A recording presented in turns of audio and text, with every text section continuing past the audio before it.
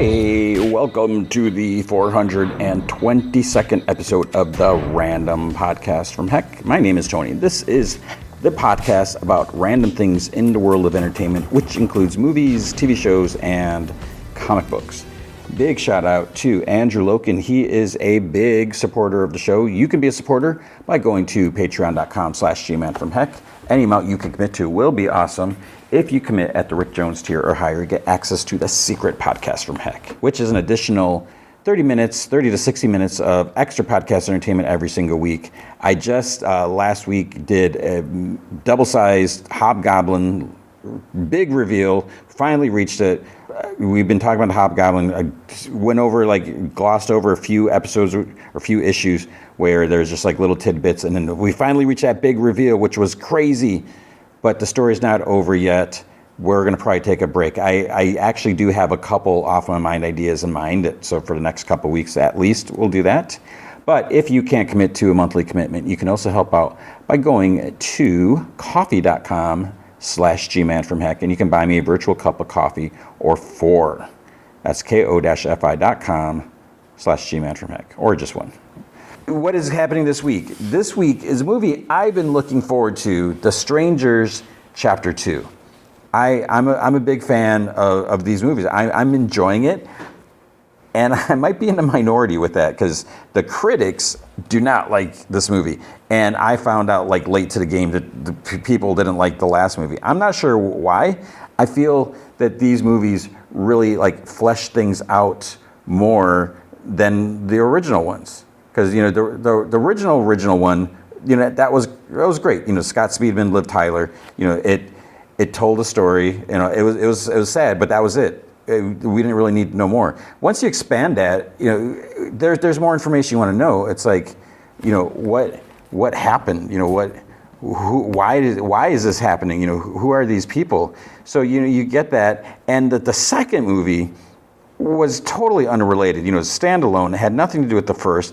And when I watched it, like I didn't even know that movie came out. I'll talk more about this later. I don't know why I'm going so much now, but it had nothing to do with the first one, and it's in I felt like it was a totally different location. I don't know if it's just like the next town over, next block over, but it felt like so unconnected. It's like you just happen to have the same three killers in a totally different place. It was just, why aren't people like complaining about that? And then at least with these movies, since it's a trilogy, the idea is it's going to expand more, and we start getting some answers, and we'll talk more about this later. I enjoyed it, but maybe I'm being a little defensive, but yeah, it was crazy. What else do we have? Marvel Zombies came out, and yeah, 4 episodes. They dropped all 4 episodes at once, and yeah, I'm not happy about that. I'm only going to cover 1 episode. I've only watched 1 episode as I'm recording this. So, and at first I was like, I don't know if I want to watch it because I guess it's kind of a again, we'll talk more about this. I'm probably going to continue covering because I like the first episode enough that I want to keep watching it. So we'll see where it's going to go. We got Peacemaker. We got Alien Earth. I think it's the penultimate episode. So the season finale should be out. I think it's out now. Maybe. Pretty sure it's out. So we'll have that. And we got another Twisted Metal. And we got comics and news. So let's see. Marvel, there's been some like Marvel TV stuff. Speaking of Marvel Zombies, I mean, the one thing I mentioned this before, Brad Winderbaum, he's the head of Marvel TV and animation. Like one of the things he said that, there'll be more Marvel Zombies if people want it, if people will watch it. And I didn't click, I see like all these reports, like one thing's like, fans demand more Marvel Zombies after premiere. And then there's an article that's like, I don't know if it was like Rotten Tomatoes or some scores like show that it's not the best show or something. So it's like, what is it? And I guess that just shows, you can't please everyone. So some people are going to like it, some people aren't going to like it. But I guess it's all about the ratings and everything.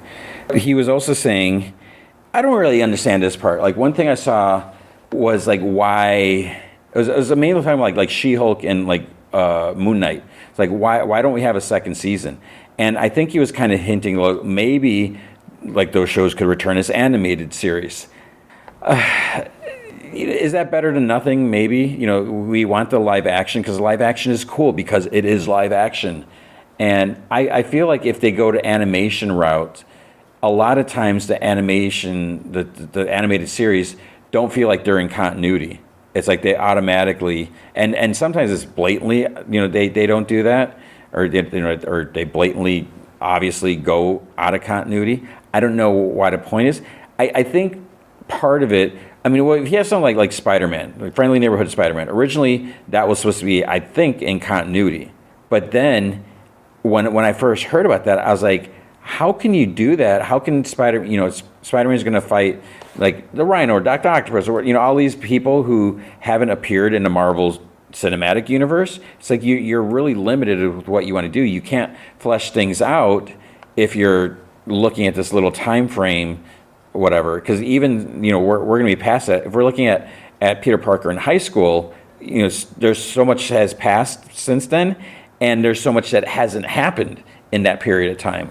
So then they're like, oh, no, we're going to change it. It's an alternate universe, which is probably, at first I was like, okay. But it is for the best because that gives them the freedom to do what they want. So that being said, if you are going to do like Moon Knight Season 2, again, you're kind of limited with what you can do. Unless you're just going to focus only on like Moon Knight characters and villains, which there's not a whole lot. Whatever. You just have to be careful with, like, you couldn't ever have Moon Knight and Blade, meet up because there's potentially going to be a Blade movie. Versus if they were doing a live action, they would probably be more like, yeah, we're going to do this or can't. I don't know. We'll have to see. I don't know what that means. But one of the things they did say is they want to start doing, this is the good news, is they want to start doing more annual shows. Like they're talking about like every March have a new season of Daredevil as long as people want that. That'd be great because I do want something like that. I so miss like regular season shows. It used to be like every September, October, new season would begin. And between that time and June, you get some breaks here and there. You get an entire season. Back in the day, we would get like 24 episode series. These days, we're lucky if we get 8. We're lucky if we get 12. But sometimes it's just 6 or 8. And that's like nothing. And then you got to wait a year or two or whatever. I feel like that's why a lot of Netflix shows get canceled because there's such a gap between shows. And then the other thing you have to think about, which I don't know how like Wednesday's already doing in season 3.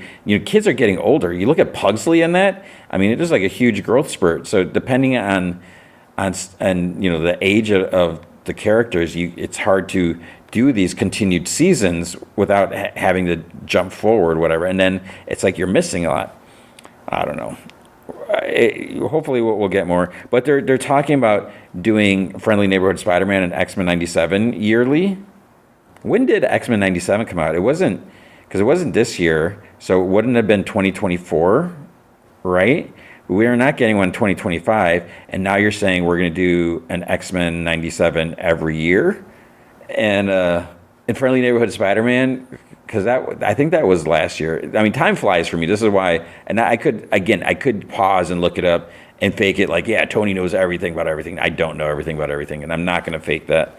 We'll have to see. But yeah, it would be great if they can commit and do more annual shows. I think that would be huge for the platform because right now it's like, well, what am I subscribing for? And then that's where people might go month to month or whatever, cancel their subscription, come back. And so if you got that consistency, it keeps people around. So I think that's important. I don't know. We'll see. I thought this was interesting. There's Lauren S. Hissrich is the creator and showrunner of Netflix's Witcher. And I've mentioned this before, when you have like a show creator, did Lauren S. Hissrich have anything to do with the video games or the books or whatever it's based off of? I find it weird when you say like Netflix's Luke Cage, creator of that show. But it's like you're taking a character that existed for decades. It was created by someone else and you're making a show, but you're a creator because you're saying, okay, we're not going to do this part of history. We're not going to do this. We're not going to have this character because we don't have the rights. So this is the new history. This is the new version because we've streamlined some things, and you're a creator of that. I mean, I guess you're saying you're a creator to show. It just kind of bothers me, but I get what they're trying to say. I don't know. I guess Lauren S. Hisrich mentioned why Henry Cavill left The Witcher.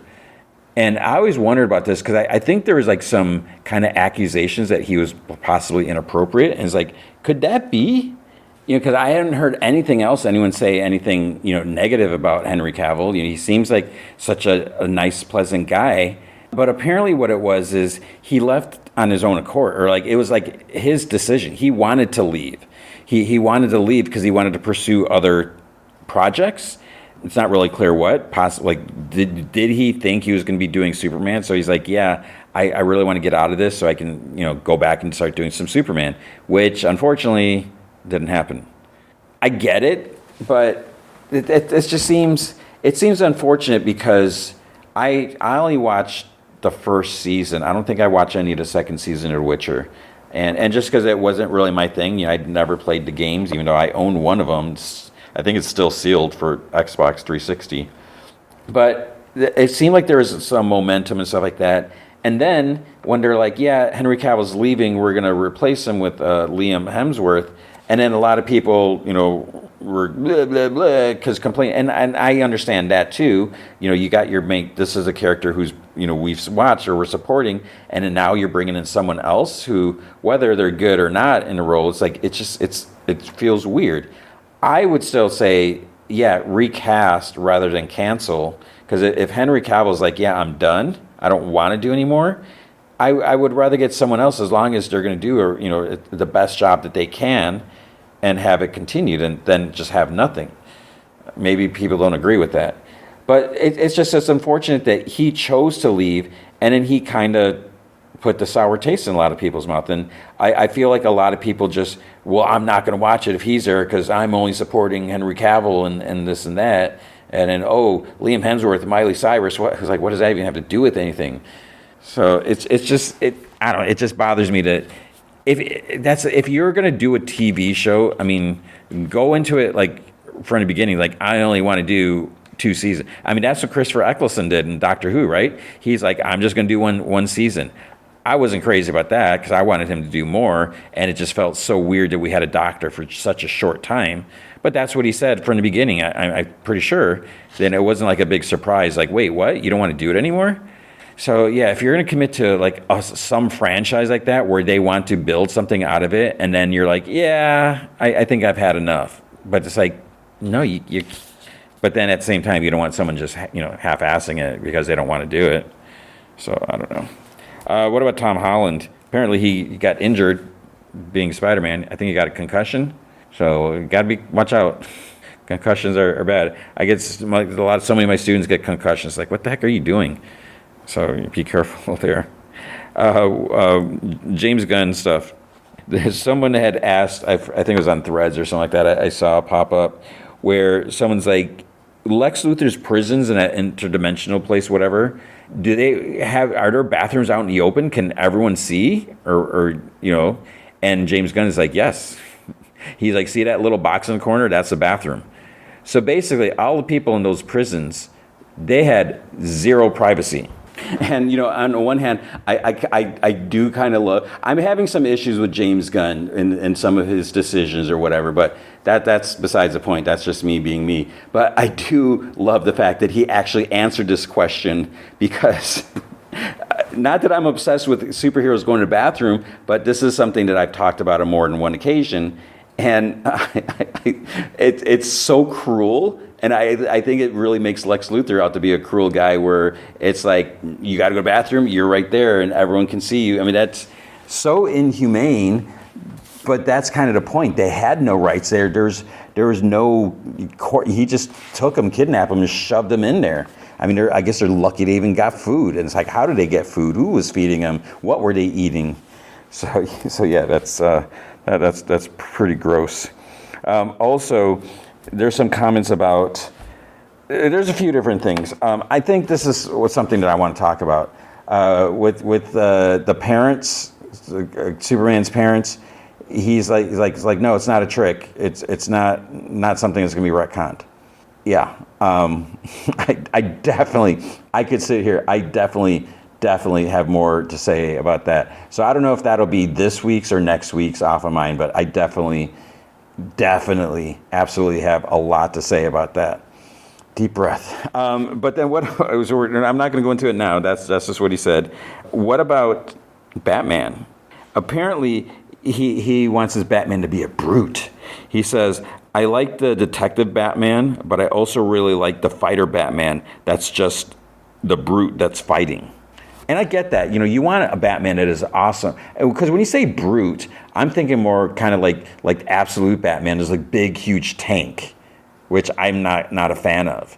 I think, you should have a Batman that is an awesome hand-to-hand combat. He has gone all over the world, and he's trained in all these different fighting styles. He should be able to, and he's trained his body to, almost peak perfection or whatever, as much as he could. He's learned all these different fighting styles and techniques. He should be able to fight anyone.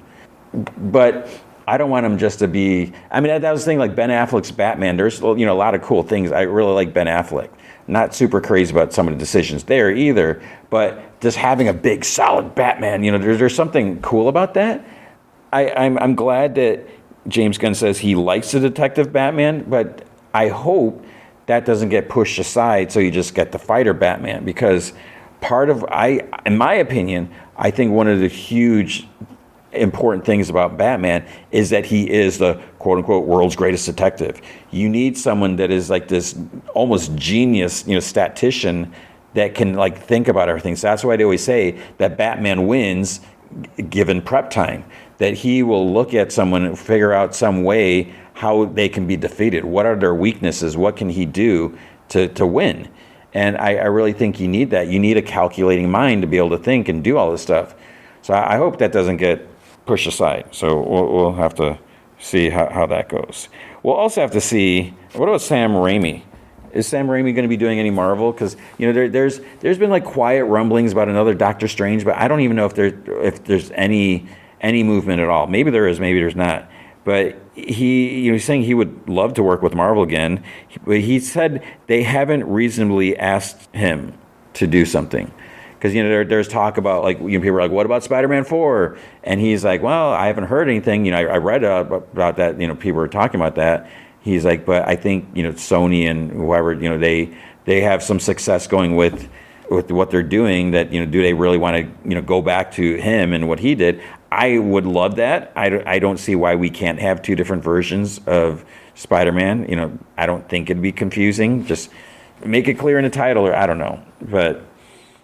We'll have to see. Yeah. It's he wants to do something, and then there's what about Midnight Suns or who knows? But it's just it's weird how it's Marvel is kind of slowing down, and people were just complaining there's too much. It's no, it's we're almost in a Marvel drought now. So we when's the next Marvel thing coming out? There's nothing this year. We had 3 movies, right? Only 3. We had Thunderbolts, Captain America, Brave New World, and Fantastic Four. I want more. Call me selfish, but I want more. So, what about Chloe Bennett? I'm a huge Chloe Bennett fan, and the reason is she's every single time I've talked to her, she's so super cool. And I've hinted before. She did this huge favor for my daughter once, and I am eternally grateful for what she did and how amazing. What she did, and I'm not going to go into details because I'm not, but Chloe Bennett and Brett Dalton, that season 1, they're just awesome, and I think Chloe Bennett's a cool person. Every time I've interviewed her, she's always been very down to earth, and sometimes you can feel. They are actors, so yeah, they can be totally bamboozling you or whatever, schmoozing you over or whatever you want to say.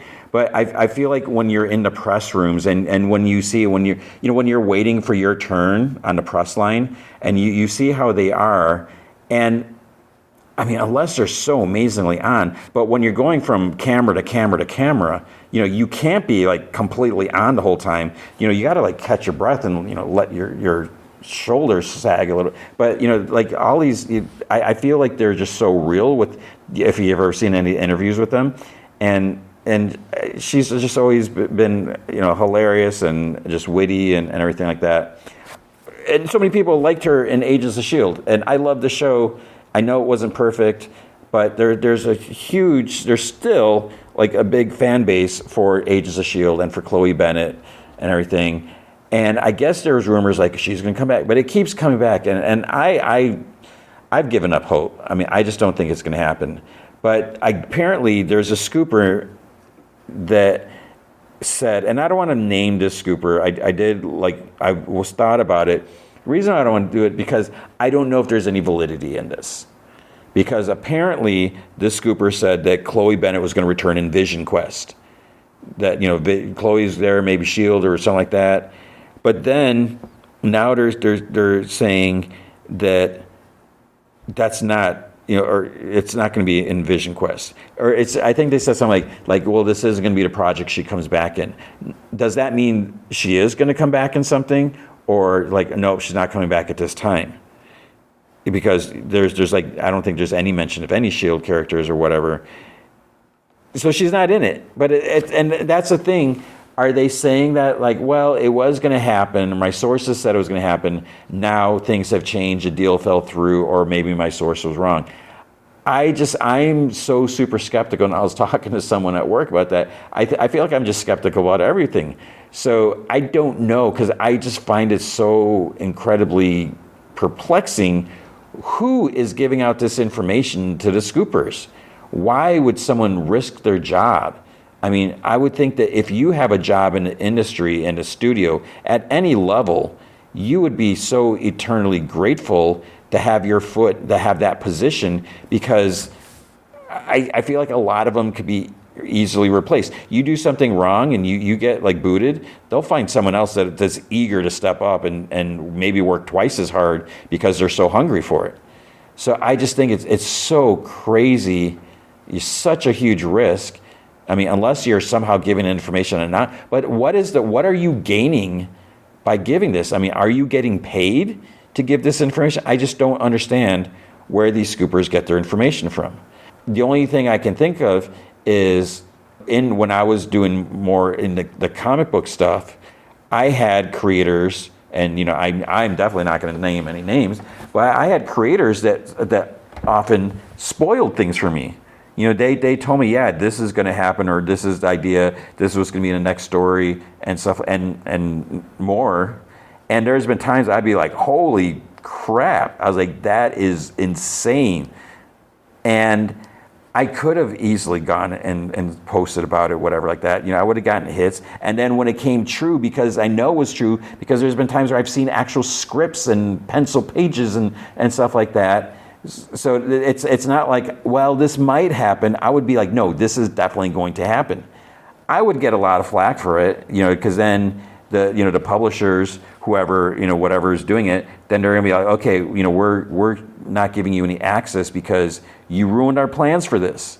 And that might be like, that's fine, because, but then I think also it's gonna be so obvious if I'm talking about like Alfred E. Newman's adventure story, and okay, if I got information about that, there's not that many people who can. I mean, I guess there's a handful of people. I mean, you got your writer, you got your artist, your inker, your colorist. Any one of them could spoil things. But then you also have editorial people that could spoil things. And then what about in the printing office? Someone's like, oh, maybe I'm going to sneak a copy. So it's not. I mean, I feel like there's a small number of people versus a movie production. There's a lot more, hundreds more people involved that could get a glimpse of information. But I just don't see the point. So, but with that, I had semi-friendships formed, and, sometimes I would never spoil something like that or leak stuff out. I just don't understand that. And then, so for this, I don't know, was there some legit source that said Chloe Bennett was going to return, or is it some like, hey, people want to hear this, so I'm going to make this up. And then, let's see, mark my calendar, 7 weeks from now, I'm going to be like, oh, things changed, it didn't work. I don't know. So I'm just too skeptical about that. And the last bit of news that I am skeptical about is a new date for Spider-Man Beyond the Spider-Verse. Is this ever going to happen? They're saying now it's June 18th, 2027, which I think is a week earlier than what was said before. I don't even know. I mean, I wasn't even going to report it. When I saw it, I was like, I have no idea what the date is. All I know it's going to be like forever from now. So we're talking 2 years. Is it going to happen? Holy, what? Yeah. But that is going to be a hit. You'll definitely get more podcasts before that time. But that is news for the week. All right, comic books. Let's see, how did I do this week? There was a Twilight Zone comic from, I think it was Dark Horse. It was by Dan Waters, and I think it was Morgan Bean did the art. It's a black and white comic, and I'm being totally honest, I ended up kind of skimming it because it was getting late, and I wanted to get this recording done. But it was, I don't want to give too much away, but it did kind of remind me of an episode that I recently watched from season 2. And so it had, I mean, the art was I don't even know how to describe it. It's not, I was going to say stylized. It's not really stylized. It has a distinct, it's not like pure, it has a style to it. So it's not like, and like it's trying to be entirely like humanly accurate. It's a little, and I dig it because I'm constantly trying to come up with a style that I can call my own, that I'm happy with, and I don't have one. And so when I draw, I intend to I look at something, and then I just try recreating that rather than doing something. And I've tried whatever. We don't care about that. So Twilight Zone, it was interesting. So it's the story was called Blinks, and I dig it. I enjoy having these like retro whatever things that are getting adapted. Same thing with like Speed Racer and with Gotchaman, and just take these old properties and give them new life. I don't think there's anything wrong with that. And even like Creep Show and all this stuff, where we can't necessarily have like a new show of these without it being like a reboot or anything like that. So give us a comic book that can capture that original feel, and I think that's great. And is it trying to cash in on the name? Maybe, but as long as the quality's there and gives people who are interested what they want, I think that's a cool thing. Speaking of, there is also a Masters of the Universe comic. Oh, who's this put out? Was this also Dark Horse? It's weird because the Masters of the Universe license, I feel like it's been jumping around. It's been floating around like every single publisher practically, and I find with these licensing comics, I guess with Mattel, who is the master of this, they're hardcore with how they do this. And I think, I don't know if I ever talked about this. There was because I did an interview when with the writer. So I won't mention the writer in case. I think it's okay to talk about it. And it's been so many years after the fact, and I haven't talked to the writer in years, but I did an interview with a writer who was going to do a He-Man comic, and we talked about quite a bit. And I remember that. Then I don't even remember if I don't know if I even posted the interview, because I think I had to wait until there was like till it was like okay, or I was given the okay to do that. And because I'm going to play by the rules, I'm getting content, this. So what ended up happening is that comic ended up it didn't happen. And then there was there's some period of time, then there was another He-Man comic with a different writer, and then I was like, wait, whatever happened to this? And apparently Mattel, they changed their mind, or there's some things with the script that they didn't like. It sounded cool. I don't remember. I do have.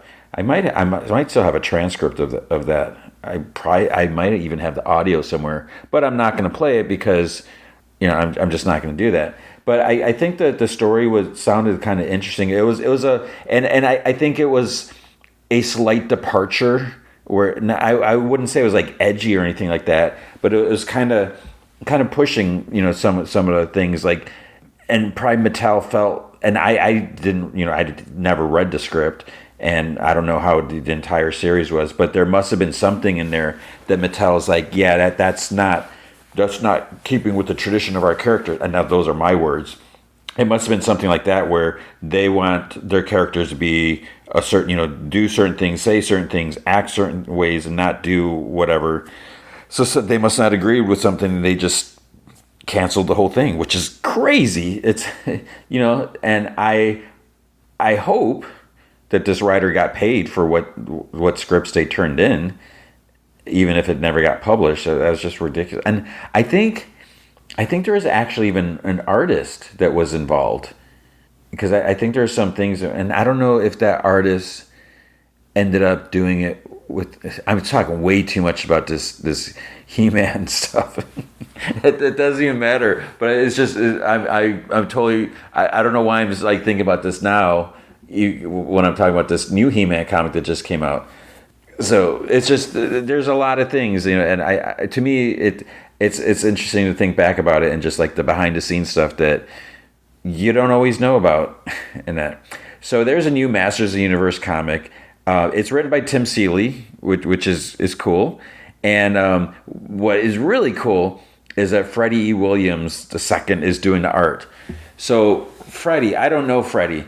I don't think I've ever met him in person, but I dig his art. And when I was in the old days, like originally when I was doing awesome art picks, I would always check his whatever. I don't remember. He wasn't on Instagram, or he didn't have like a Tumblr, or maybe it was a Tumblr. There's somewhere where he would post his commissions, and I was like, this is so cool. And he did a lot of Masters of the Universe and a lot of Thundercats, and those were the things that he dug. But then it's like he wasn't posting consistently or something like that, or I just didn't know where to find his art, so I wasn't featuring him that much. But if you look at his art, it has this like very like, oh, how do I describe it? I'm so bad today, this week, whatever. But it's like very not bombastic, but a lot of the characters are a little bigger, like fuller. That doesn't even sound right, but they're just like very full of energy, powerful. I don't know. And the color is Andrew Dahlhaus, and so it's just very vibrant, and I like it because it has like a different life, a different vibe than the last time I read it. Maybe it might, I don't know if it was the DC Comics version that I read, where that had good art or whatever it was. I don't remember who or what, but this has like the color just, it gives it a different feel. And I like it because it's also different from like the animated stuff that we've had. So it's He-Man, it's Master Universe, but it has a different feel.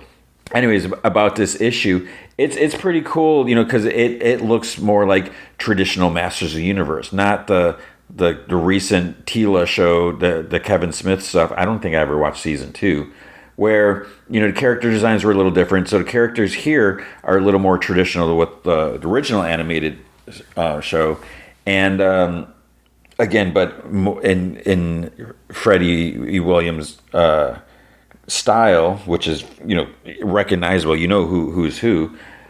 But what's interesting also in this story, and I don't know, I'm going to be honest, I don't know if I'm going to read the rest of this issue or this series. There's times, again, because of time, I was kind of skimming through parts of this issue. I like Master Universe. I'm not the biggest fan, so it's not like, oh yes, I got to read this comic. I just wanted to check it out, and I want to talk about it because of that respect. So I feel like it should be picked up, it should be looked at, it should be talked about. And what does interest me, which I don't want to, I mean, it's a pretty cool hook or twist, but there's something like on the last page, like something is found, and it's like, what the heck does that mean? Because it's kind of crazy. I don't know if I'd say it's a game changer, but it could have really big consequences as to like what the heck is this mean? What's going to happen? So if you are a Masters Universe fan, you should definitely check that out to see what is Tony talking about, because there's like something crazy happening.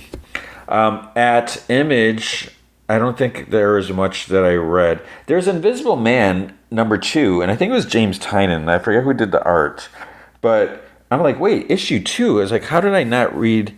I don't think I read issue. So I didn't pick this issue up. I didn't check it out because I think I need to read issue 1. So yeah, I mean I digged Invisible Man, and if I would have had more time, I would say, okay, let's read issue 1 and 2. But yeah, so maybe when issue 3 comes out, I'll have picked those up, because as I don't think I've said it recently, or I don't say it enough. If you see James Tynion IV's name on a book, you need to read it, because it's going to be good. It almost goes without saying, but it shouldn't go without saying. It should be said. What else do we have? There's Hyde Street came out, Hyde Street #8, and I'm trying to remember. No, this is Hyde Street #9.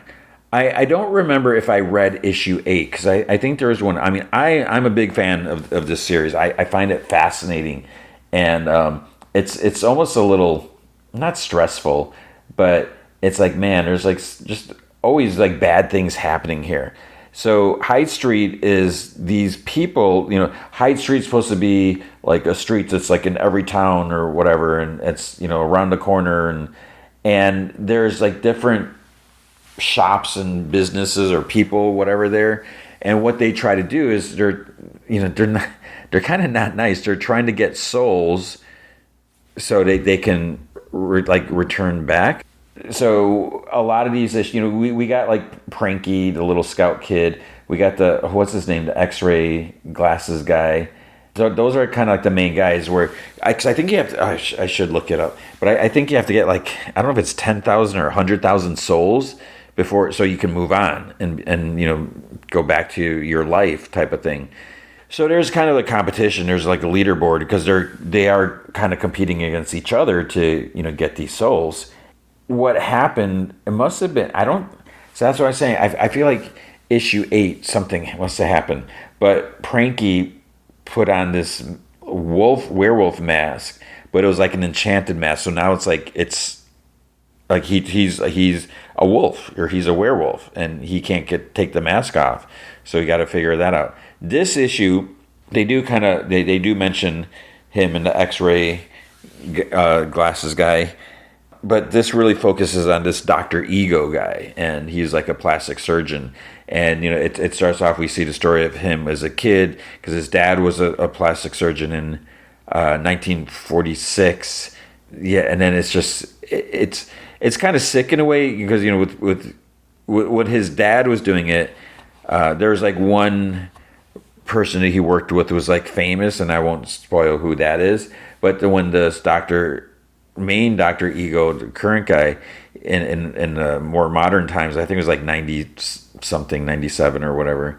There's people who are just like obsessed with plastic surgery, and they keep coming in, and he's like, they did like 13 they came back 13 times, and he's trying to send people, send their souls or whatever, so so it's kind of twisted in a way, but it's an interesting book, and I'm curious where it's going to go. There's also Space Ghost came out. Space Ghost #3. So this is volume 2, #3, and it's still David Pepose and Jonathan Lau and Andrew Dalhouse again doing the color. This what was the cool about this comic? This was kind of like it was a self-contained story. Not kinda, it was, and basically, it starts off like 10,000 years ago, and there's like this Viking dude, and he ends up kind of getting like frozen, and then he is awoken now, and he's not just like a regular Viking. There's a little more to him. So it's basically Space Ghost trying to fight this Viking dude who's going after someone, and I won't mention who. And then the kid's like trying to help, but this guy's like pretty fierce, and he's kind of formidable. He's putting up a fight, and he gets Space Ghost kind of like against the ropes and everything. So it was cool. I dug it because it's like something sort of like a little different. So I like that. At Marvel, we had all new Spider-Gwen Ghost Spider #2, and it's interesting because I don't know if I mentioned it last week. I don't remember if it was in the little recap thing, but it talks about Gwen having basically like a cosmic cube, and that was like I wasn't reading those issues where she was like out in space. I really like the design of her spacesuit. I thought that was pretty cool, and that would be like a cool like action figure or statue or something like that.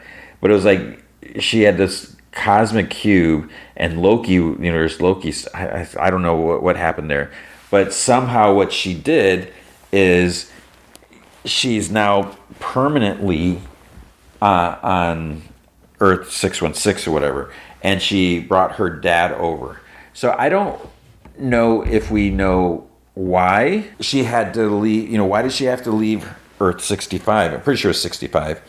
But so she left. So she's leaving her friends, which is kind of weird, leaving her life behind, and she brings her dad over. So I guess with the cosmic cube, she's able to make everything work. So I guess because there's no Batman that can give them like a fake passport and birth certificate or whatever, that she maybe used a cosmic cube to establish everything, because her dad now is on a police force. So he's a police captain. And I don't remember if his name is George, because is he George Stacy? And then like, wait, there's a George Stacy that died years ago. Your name's George Stacy too? Or maybe it's just something that's like no one thinks about it. Just like how, we got Miles Morales living, whatever, and no one questions anything. So I don't know. But there's been some murders. There's like something. It's almost like, I don't know if they explained it in the first issue, but it's almost like an evil symbiote that's just like attacking. And then Gwen has a sort of boyfriend was from a previous series, is like the son of the Black Tarantula or something like that, and he's trying to establish himself and be on the up and up, and so I'm digging it. Battle World #1.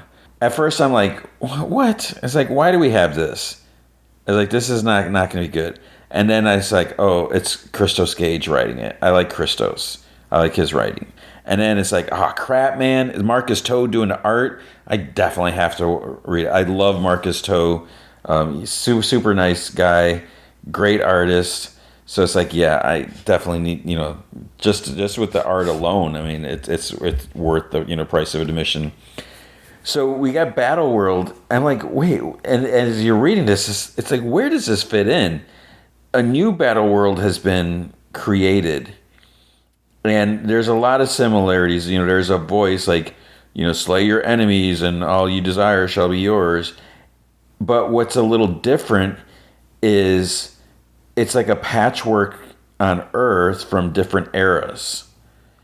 And what we see for like the heroes or whatever, they're heroes from different eras. Because, we have like Old Man Hank Pym. He's there. We have I don't think it's a spoiler because you can't really tell on the cover, but there's like Carol Danvers when she was Warbird, because I'm looking at the cover now. We got Luke Cage in his like satin shirt. We have Spider-Man who's only been Spider-Man for like a couple. He's like 15, so he's still pretty inexperienced. So it's interesting that we got these different eras of the characters. So there's old man. There's like old man Thor. Someone else shows up, which is not on the cover, so I guess I won't mention that. That was interesting. So it's like, what's going on? I mean, it's not the Beyonder. The Beyonder wouldn't do this, and yeah, and we do find out who's like behind it, and I don't know. I mean, it's interesting, but it just feels like it's out of continuity, and obviously they're not going to be able to remember anything that happens here because that's going to ruin the time continuity or whatever timeline. Black Cat number 2. Here we have Black Cat, and she decides she's like, well, maybe I'm going to be a hero or whatever. She had this run in. Well, first she was like in the first issue, she was at the night nurse, whatever. After things went wrong, and she's just like, why am I doing this type of thing? She had like a talk argument, whatever, with Spider-Man, and because it wasn't, it's the whatever's going on with Spider-Man in the current Amazing Spider-Man. Is it Spider-Man? So she had this like bad kind of encounter, so she's doing some stuff. So she's kind of being a hero, sort of, but in her way, and interesting person that she goes up against. But then those people are reporting to someone else, which that's going to cause some problems. Then we have Daredevil 25. So this, at first I was like, oh no, it's issue 25. It's going to be like a special triple-sized issue or something, but it wasn't. So it's Saladin Ahmed, and then Jose Luis Soares does the art. It was interesting art because, like, when you look at it, like the first page, it's like this close up of Daredevil, and he's like gritting his teeth, and he's got all this stubble, and it's really cool. Just the inking and the colors with the shadows, and I really really dig it. There's this other shot. I'm not even talking about the story right now, but there's this other panel where Elektra Daredevil is like kind of like up on a light post or something like that, and then Daredevil's like looking up at her, and like it's like the perspective is kind of like just under like Daredevil's jaw, like maybe like on his chest or shoulder, and it's kind of like looking up to get a shot of Elektra. So I like that perspective, like the way we see Daredevil's jaw, and that looking up. What is going on here? It's weird Kingpin stuff. So at first I'm like, what is happening here? This doesn't make any sense. It's like, are we getting 3 versions of Kingpin? No, we're not getting 3. We're kind of getting 2. Because in pages of Daredevil earlier, Daredevil like did something. What did he do? But it was those the stupid entities, demons, whatever. So Kingpin ended up getting kind of zapped, and he kind of like lost his mind type of thing, because he like really started seeing like religion or something like that, and it was like really weird that, and he like takes off, and it's like, where's Kingpin? What is he gonna do? And because it's like, is he repenting? Is he actually gonna do nice things or whatever? But then here things start getting a little violent or whatever, and Kingpin is being like pretty hardcore.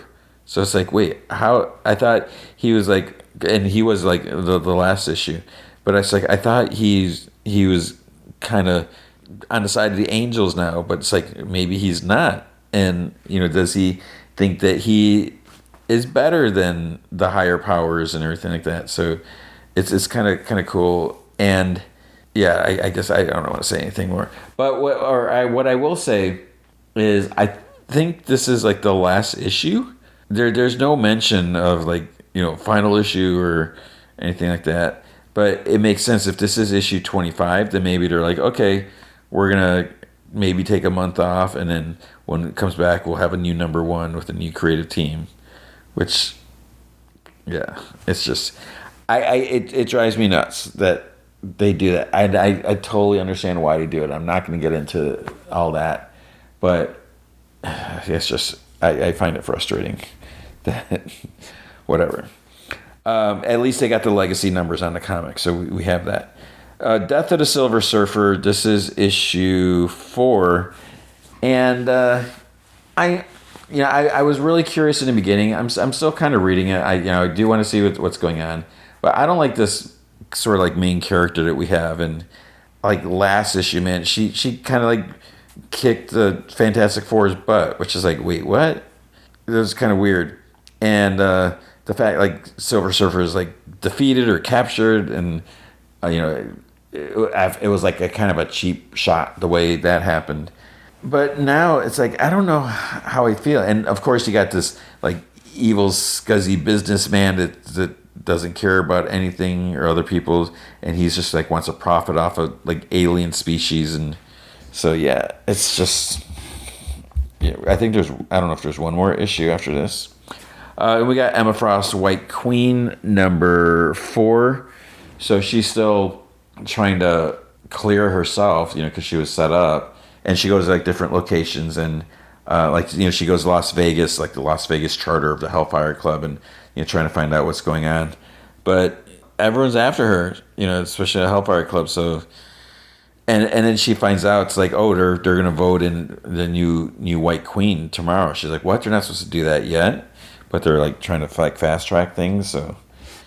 We had Godzilla Destroys the Marvel Universe. This is number 3. I'm not reading that. I'm curious. There was a Jeff the Land Shark. I didn't read this because... Oh, wait. No, now I'm looking at it. Kelly Thompson. I didn't think... Maybe I must have looked at something else. I didn't think Kelly Thompson wrote this. The art is Toki Tokoro. So this could be... a fun one. So maybe I should go back and read that. We had Predator Black, White, and Red number 3. I'm not reading that. And again, I just want to reiterate. I said it before, probably with the first one.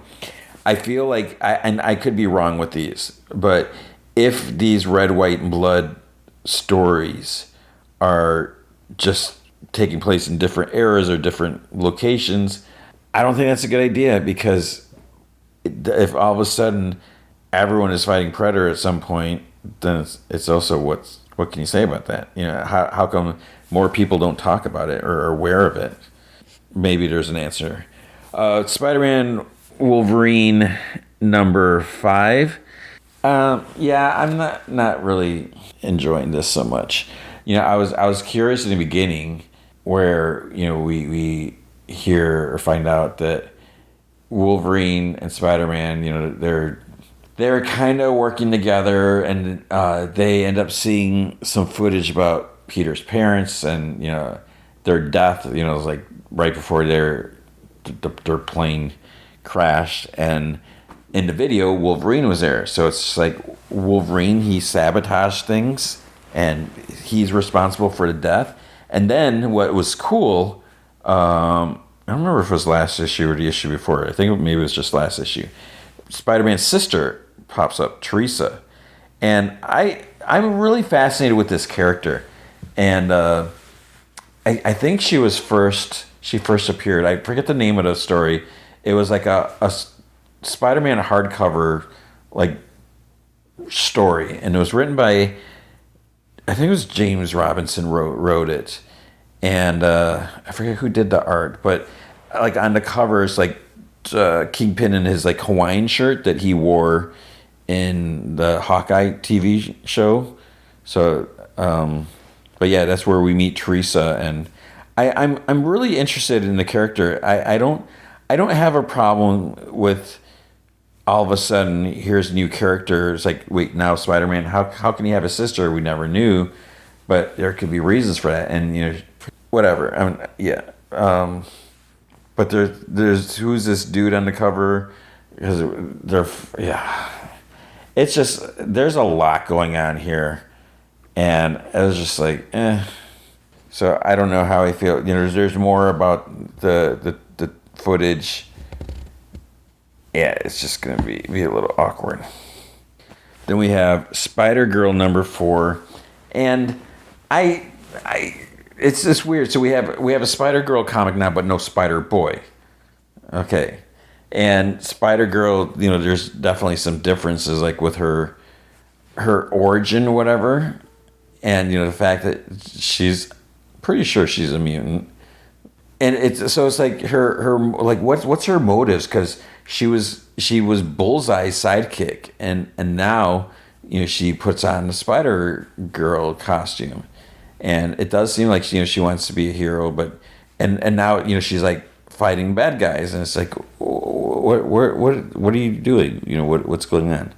And I will say, a reason to check this out, she does have an encounter with Spider-Man. It was interesting. It was like, what is Spider-Man? And I think we're going to get like more in the next issue as well. But it's like, how does Spider-Man feel about this little kid? But whatever. I'm just going to move on. There's Storm number 12. There's Dr. Aphra number 4. And I really want to like this series more. I really like the Dr. Aphra character, but sometimes it's hard for me to get into the series. I think because I'm not fully invested in the other, like, whatever supporting characters. So, there's some cool things here, but I don't know. And again, this is one where I kind of like put it off, and I was kind of skimming. It's cool to see Dr. Aphra and like Chewbacca working together. It's like, and so this has been a weird series so far. It's like, she was working with Luke, and then she was working with Han Solo, and now it's Chewbacca. It's like, whoa, what's going on here? The Thing, issue 5. So this is the comic written by Tony Fleeks, and the art is Justin Mason, and Alex Sinclair does the colors. So this is where, I forget if Ben he goes to Yancey Street, and a kid that he knew in school is asking him for help because his niece, people are like after her and all this stuff, and it gets to be a huge like ordeal. Yeah, and there's just like, wait, how are these people getting so powerful? Like how yeah.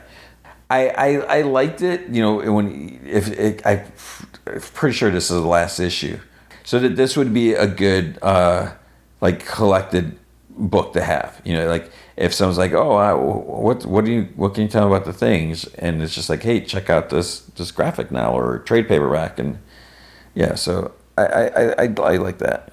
The Immortal Thor. I have no idea what's going on. I mean, there's weird things. Because Thor died, and we got this dude Sigurd, who was an identity before. He's like a construction worker, and he has like some amnesia. So it's like, is he Thor reborn? Probably not. So he doesn't know. I guess the big question is this dude Thor or not? Because he has just a regular hammer. It's not Mjolnir. But he remembers a lot, or he has like definite skills. But he gets brutal, and he gets in a fight because he's kind of standing up against Roxxon, the evil corporation. And man, but things get pretty nasty, like stuff that Thor wouldn't do. So I'm definitely curious where this is going to go. Ultimate Hawkeye number 1. I didn't love this, and I think it goes along with it. I'm not super crazy about the regular like Ultimates comics, and I think part of it is there's like so many characters and how things are different. And I think it was this issue where we get a lot. There's like all these different characters, and we're seeing like different versions, which is kind of cool. But part of it is like I don't really care about this character that much. I only care about Ultimate Spider-Man, which, speaking of Ultimate Spider-Man, issue 21 came out. But the bummer is that just means we're getting closer to the last issue by Jonathan Hickman and Marco Cicchetti, right? Is he doing the art? But man, things go badly here.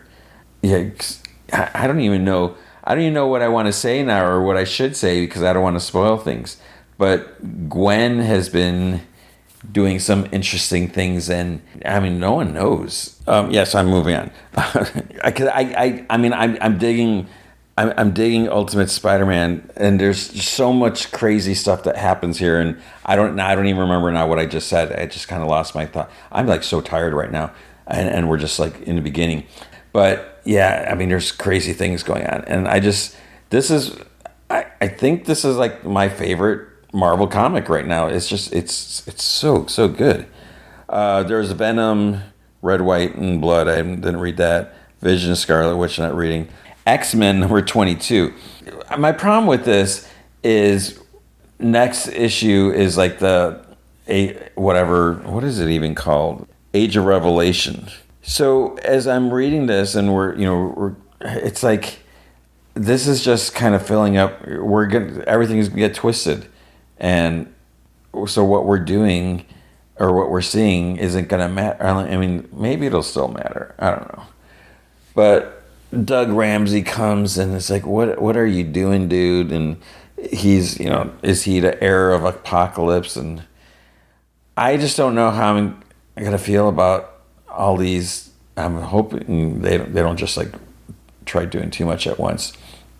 But I feel like there's gonna be so many different versions of characters, and just trying to keep everyone straight, and like who knows who and who hates who, and yeah. So I feel like my bitterness is, we're gonna get these different mini series, because a lot of the series are changed. Like the Psylocke series is gonna have a different name, and so even like there's gonna be a different whatever. But I feel like I'm not gonna feel like it's worth my time. I don't even remember how many issues it is, but I don't want to be reading something and like, oh, this is no good or whatever, and because maybe it won't be, but I just feel like, yeah, I'm just gonna be kind of annoyed or bitter. I don't know, and I don't want that.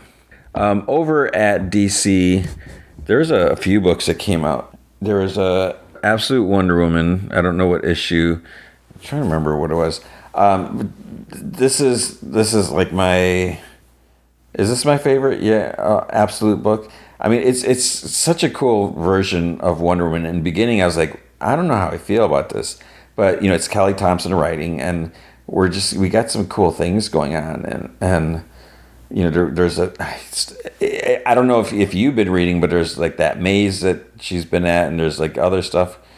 Yeah, so it's you should read this series. Go back to the beginning if you haven't been reading. We have Justice League Unlimited. I ended up like starting to skim this issue. There's like so many characters in here. There's so much stuff going on, and that's part of like the beauty of the book. That the fact that you have all these characters, or like everyone's a Justice League member or whatever, and it makes sense that if you're going to a hot volcanic place, you don't want someone with necessary ice powers on your team, because they may not be able to handle it, or their equipment might not. So I just feel like there's so much going on, and then this is the end of this kind of matches up with stuff that's going on in Superman. In Superman, there's stuff with trying to defeat the dark side Legion of Superheroes, and it's Superman and Superboy Prime, Superman. What is he calling himself? They're just calling him Prime, but yeah, there's a lot going on here, and it's like it's weird. And I'm not like a huge Legion fan, but it's hard for me to see that this evil version of the Legion, and yeah, so there's some interesting things, and because the Legion, they just want to kill Superman or kill Booster Gold, and yeah, so there's going to be, yeah, it gets crazy. Superman Unlimited, on the other hand, I think that came out, yeah. This is dealing with like all the kryptonite, the big huge kryptonite asteroid that fell, and how this one nation, they have like all this, they have a lot of kryptonite. And basically Superman detects, I forget what it's called, like a golden kryptonite or something. I don't think it was golden. What is it? Yellow kryptonite. It's there's a crystal. It's like the crystal that Superman used to make the Fortress of Solitude. So they're at a Daily Planet's like staff meeting, And Clark, like, he asks, she's like, can I talk to you, for a moment? And he wants to go cover it because he's like, I need to get that crystal, that kryptonite, golden kryptonite crystal, whatever, because whoever gets it is, if they make a new fortress, it's going to have all Kryptonian technology and stuff in there too, so they can't have that. So Superman ends up going in his, I don't know what you would call it. It's the vehicle that Mattel or someone had of. It's like Superman with like fists on the side. It's like such a weird design, like rocket or whatever. And my concern with this issue. So in this Kryptonite kingdom, everyone's like out. Superman's in a suit, but it's like no one else is wearing protective gear. Is this? And maybe I missed something, or maybe we'll find out. It's like, what about like the radiation, the kryptonite radiation, or the fact that this is something that just came from space, and has anyone checked it? I don't know. So yeah, there was another history of the DC universe. I didn't check this issue out, so I don't know. Can't imagine what they would cover here or dive into, but. Yeah, I think these are cool comics, but yeah, I didn't get that. Then there's a Wonder Woman issue 20. I don't know if it's 25. Oh my God, I'm so tired of this Mouse Man. Mouse Man has ears or whatever, and something about ears, and it's just like, ugh. So I'm so done. And then like towards the end of this, she's like, wait. What's going on here? I think there is a character, because this is still Tom King. This is Tom King's run. I think there's like a reference to like the beginning of this volume, and I don't want to say anything more. So, but yeah, the last, it's like, what is going on? And I'm just so tired of seeing like because the fact that like Wonder Woman has her daughter like strapped on her back, and it's not even like a secure. I'm almost ready. It's like this is I think the third issue. Is it the third or the second with all this Mouse Man stuff? And I'm just like, I'm ready to drop the title if you're going to keep this up. The art is very slick, but there was an Absolute Flash. I didn't read that. There's another one of those future or space whatever Batman comic, which I'm really curious, but I didn't go back and like read the first issue like fully. There's Green Arrow, there's Harley Quinn, and there's a DC Chew whatever. That's it. That's all I read. So let's just stop it there, because maybe I need to stop this and like take a nap or something, or get some coffee, but that's going to be comic books for the week. All right, and Twisted Metal Season 2, Episode 10, M4YH3M, Mayhem. So when I saw that, I was like, why is Mayhem getting an episode title? And I was like, oh crap, why is Mayhem getting her own episode title? This might not be good for Mayhem. And what I'll say about Mayhem, I found her so extremely annoying in the beginning. She's grown on me a little bit. She was still a little annoying, but she grew on me. So there's after this, there's 2 more episodes left, because this is episode 10. There's 12 episodes. So they've been out, I think, since the end of August. And here it's like the end of September. We'll get there soon. A couple more weeks. But there's nothing, whatever. There's not a whole lot of other shows. But with this, so Calypso, he's like, because so if last episode they are out on this tarmac, and there's like these kind of towers, radio tower things, and there's like all this lightning, like electrical lightning storm and stuff. Calypso's like, please pardon the low visibility, but in the animal kingdom, the most elite hunters work in darkness, so finding your quarry won't be easy. Oh, but I'm getting ahead of myself. Before you is an envelope. Inside is a name. Eliminate that target, and you automatically move to the final round. And then we see drivers opening their envelopes. Raven gets Vermin. Mayhem gets Raven, and she's like, "Yeah, take her down." Or it's like, really, Mayhem, you can't even drive a car. You got a computer driving a car for you. See, Mayhem gets Raven. Axel, he hesitates. He's like, "Don't let it be her. Please don't let it be her," because now that he's pretty sure that Mayhem is the baby that he saved and took care of. He doesn't want to have it be her, so he opens it. He exhales and he drops it. He's like, "Easy," and we see he got Quiet. So Axel's gonna try to kill Quiet. Maybe he will. Calypso's like, "I'd move quickly because you are being hunted as well." So John opens his. He gets Axel. And then he like sighs. And at first, it seemed like maybe he's happy because it's not Quiet. I thought that he was like, "Oh crap," because I don't think Axel would be easy because he's pretty formidable. We'll see what he thinks. Quiet opens hers and then she curses. So Quiet got Mayhem. And then she just sits there and then she like punches her steering wheel and she curses a couple more times. So Quattro, Mayhem's car, he's like, "Warning, biometric pressure dropping, radiation levels rising." Calypso's like, "There are 6 drivers left." And I was like, 6? How's that possible? But how many will survive? This is the lightning round. Like lightning's like crackling or whatever. So they start their engines, basically so they don't get hit by lightning. John radios Quiet, hoping that she can hear him. She picks up. She's like, "Yeah, I can hear you." She says that she can't see him, and he's like, where are you?" And Quiet's like, "I'm in Roadkill. Where are you?" He's like, "I'm in Roadkill, like an exact replica."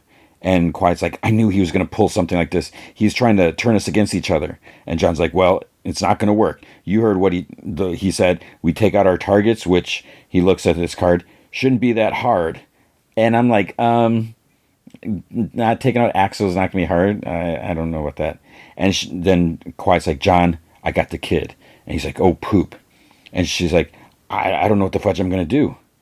Vermin is behind John, but it's like, is she going after John or Quiet? But then you figure it's like, oh, it's got to be John because Axel got Quiet.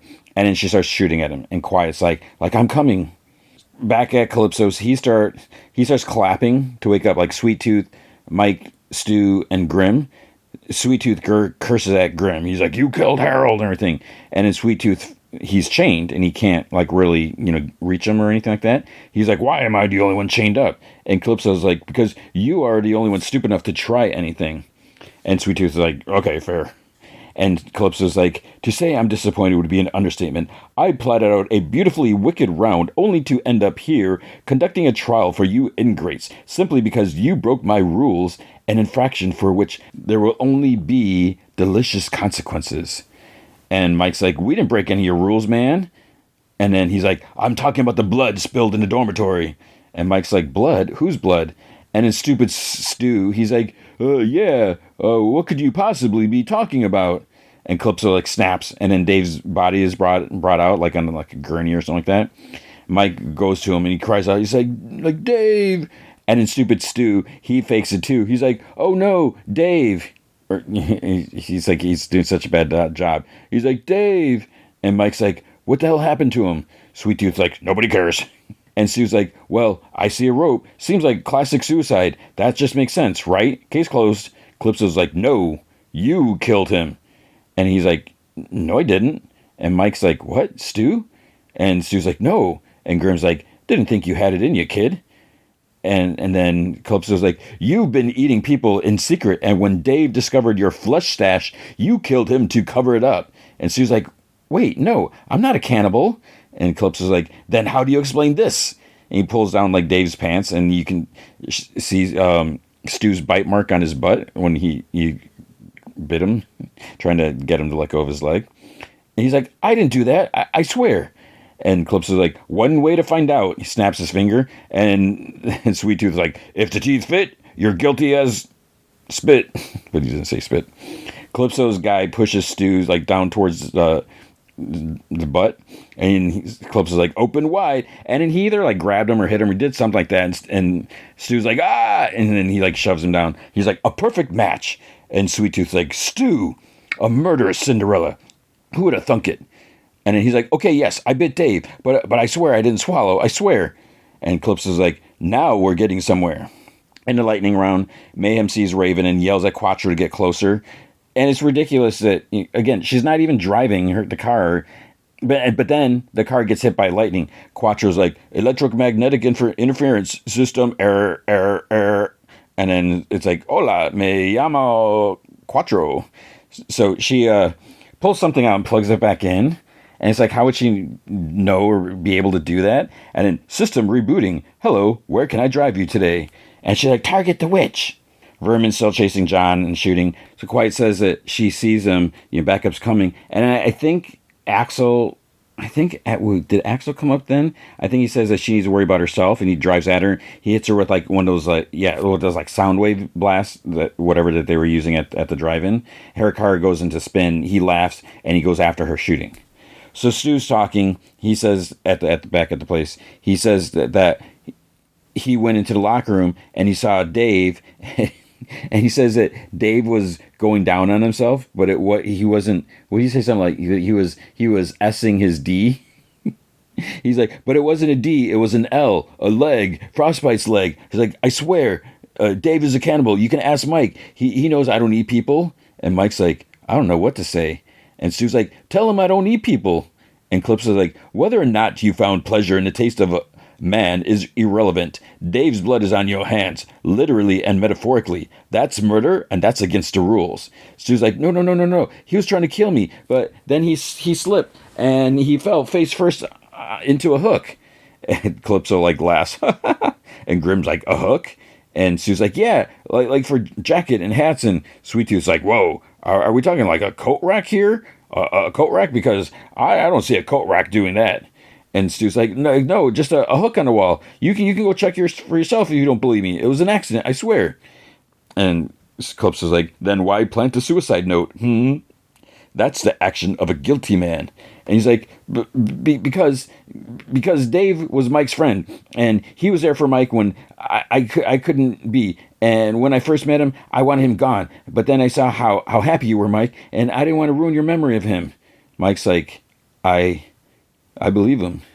Then Grim in a deep voice, I do too. And a nasal voice, very convincing. And Sweet Tooth's like, same. When it comes to creative kills, forgive me, but they're not really your forte, Stu. And Mike's like, honestly, it would explain why I found that finger under Dave's pillow yesterday. And Stu's like, yeah, I guess that would explain it. What? And then Clips is like, fine, Stu, I clear you all charges. And you, stabs Mike in the shoulder with the blade. Had you revealed that Dave was a cannibal, we could have avoided this farce. And he pulls the blade out. And he's like, ah. He's like, now, there's still one murder left to elucidate. The untimely death of Harold. So, Sweet Tooth's paper bag imaginary friend. Vermin's still chasing John and cackling. He says that I think she, when did they fight? Because he said like she might have whooped him like hand to hand, but now they're on his turf. So he cuts the wheel sharply and spins like around one of the radio towers. She's in this big old van with a plastic bug on the top. So she's trying to follow him, but I guess she can't do it as tight of a turn. So then she loses sight of him, and now he's suddenly behind her shooting. So she releases some like toxic gas or whatever. But then Raven targets Vermin, opens like some weapons, some stuff like moves on her car, and this really big like laser shoots out and like almost like obliterates her van. And John has to like steer out of the way, like in a panic. And then she laughs when she just sees like the flaming van just rolling. But then Vermin lands on his hood, so she's still alive and she's screaming his name. So he's like trying to use a windshield wiper, trying to get her off, and she's like, I don't want to die. And then she ends up like rolling off, hitting the pavement, and then she gets zapped by lightning. And an announcer's like, Vermin has been eliminated from the tournament. Raven, you may proceed to the safety of the garage. And then she's like, no, this party's just getting started. See you soon, John. And it's like, oh my gosh. So Quiet pulls next to John, and they talk in the radio. She asks if Raven just shot lightning from her car, and he's like, yeah. He's like, she's got all kind of poopy tricks up her sleeve. Axel comes up behind him, starts shooting, and Quiet's like, shouldn't someone be hunting him? And John's like, yeah, I'm working on it. He's like, you zig, I zag. Don't let him concentrate his fire. So John reaches in the glove box. He takes out a hatchet. He throws it at Axel, but it like lands on the inner side of the wheel, and it causes him to spin out. And he like curses at John. Quiet's like, nice throw. And John's like, I was aiming for his head. And she's like, crap, you really need those glasses. So then they're like, we got to get out of the storm. Calypso opens a little box, and Sweet Tooth's like, oh no, it can't be. And Calypso's like, I'm afraid it is. He's like, oh, Harold, buddy. And in the crim, Calypso's like, he's like, several witnesses saw you light Harold on fire. What do you have to say for yourself?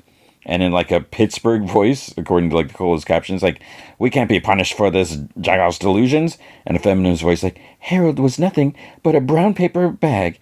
And Sweet Tooth's like, a brown paper bag? First off, racist. Secondly, it would take me a lifetime to describe how much Harold meant to me. And Calypso's like, you have 1 minute. He's like, okay. So he tells an anecdote, like he was driving one time and he pooped his pants, but then Harold was sitting next to him, didn't say anything. He just rolled down the window and he's like, oh, it's a nice day. He's like, he was my best friend and you fudging killed him. And in a normal voice, Grimm's like, there's no way he did any of those things.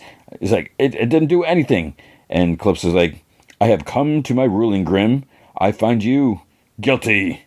So Calypso suddenly appears on Grimm's other side with a knife to his throat, and Sweet Tooth, he's like, objection! He's like, you can't kill him. Listen, hear me out.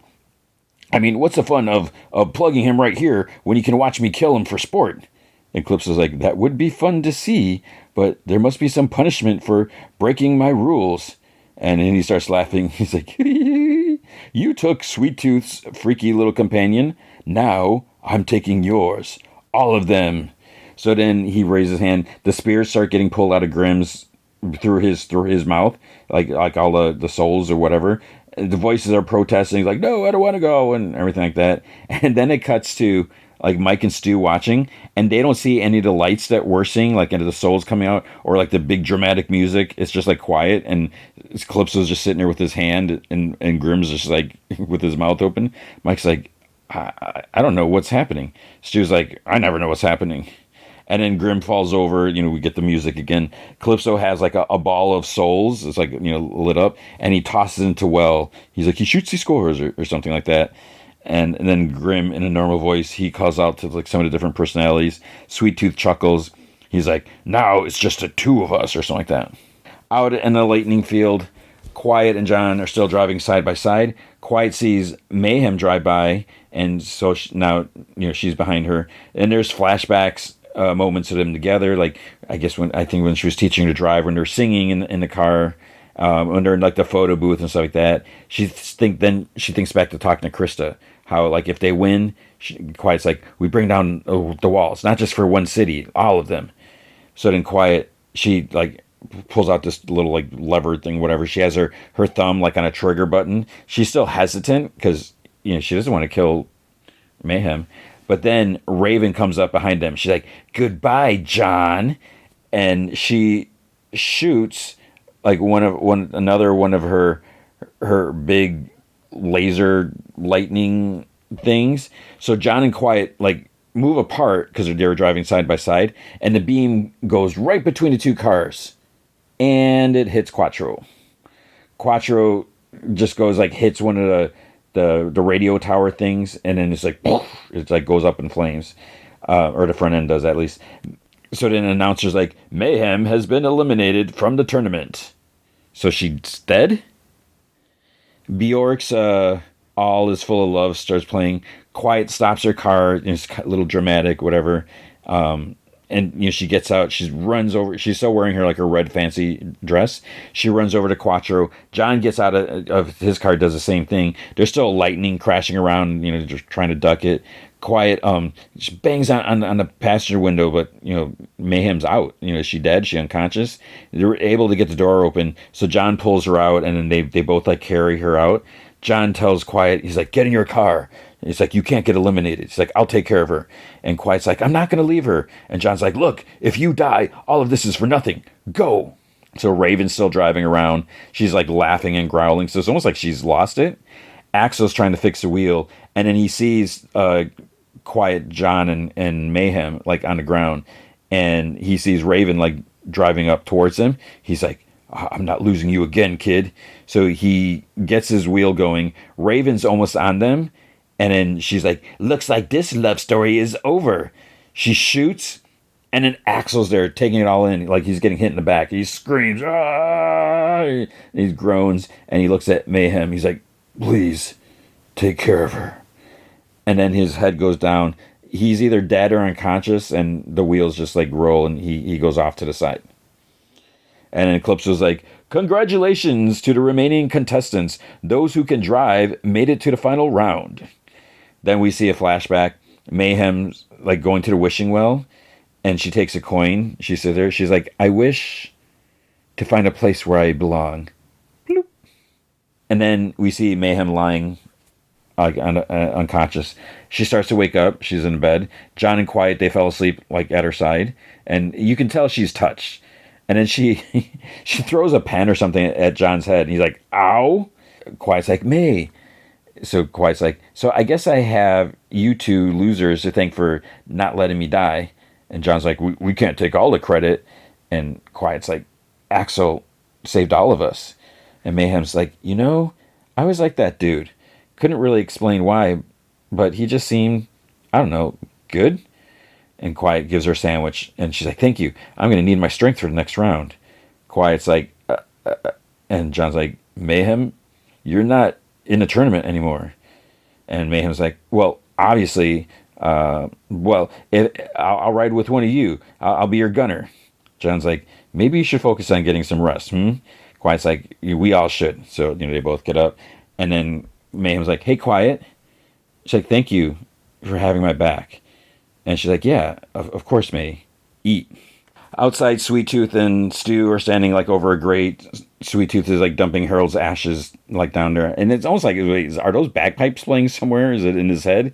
And he's like, bon voyage, thanks for everything, Harold, and like that. Then to Stu, he's like, come on, little man, since he thinks he's adopting him. He's like, now that we've buried Uncle Harold, we got a lot of prep to do before the final round. And Stu's like, about that, there's no easy way to say this. If it's all right with you, I'd like to ride with Mike tomorrow. And he's like, what? And he like gets like close to him. He's like, I just lose my best friend, and now you're going to abandon me after everything I've done for you, my own flesh and blood? He's not flesh and blood. And Stu's like, you taught me everything I'll ever need to survive. I'm a better man for that. But I got to be loyal to my best friend. You see, Mike is my Harold. And Sweet Tooth is like, he's like, he is? And Stu nods. I knew at some point you would leave the nest. I didn't think it would come so soon. He gives Stu like a big hug. And Stu's like, thanks for everything, Pop. He's like, no problem, slugger. And then he grabs him tight. He's like, know this. I will not hesitate to kill you in the finals. I come from a long line of fathers trying to kill their sons. And he lets go of Stu. He's like, understood, sir. He's like, good boy. See you out there, sport. So then Stu like walks off, and Sweet Tooth starts singing like Cats in the Cradle, but with Stu's name. He's like, and the Stu's in the cradle and the silver stew, little boy Stu and the man in the stew, or something like that. Mayhem's still like eating in bed, and she sees Calypso walk by, and she's like, what are you up to, or something like that. So she pulls the IV out of her arm. She gets up, and she sees him in the hall, because they're in a school, abandoned school, whatever. He opens a locker and goes inside. So she checks it. She opens the locker. There's this like big, like narrow hallway, like stairs going down. So she goes down there. John and Quiet, they head to their room, and she's like, I can't wait to get out of this dress. And he's like, well, I'd say something, sexual, but I'm just so tired. It's like, that's how tired I am. And then down the hall, Raven turns a corner, and Raven's like, good showing out there. And John's like, I used to think you were desperate, but going after a kid? And she's like, I was aiming for you. Quiet's like, go to hell. And Raven's like, if that's what it takes to win, count me in. I love a dry heat. And John's like, and what about Kelly? And she's like, how dare you say her name? And Quiet's like, if you get to bring her back, will she even recognize you? And Raven's like, speechless. And John's like, let's go. And Raven just like stands there a moment. Mayhem is like down, like in a boiler room or something like that, and she sees this door with like some weird circular symbol, like all this stuff on there.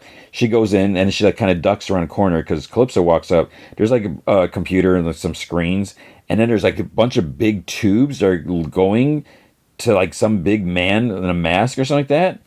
And he's like, look at you. Tomorrow, none of them will see you coming. And he starts laughing. But then he hears something because Mayhem like left. She had turned. So she must have like bumped something or whatever. He like looks over there.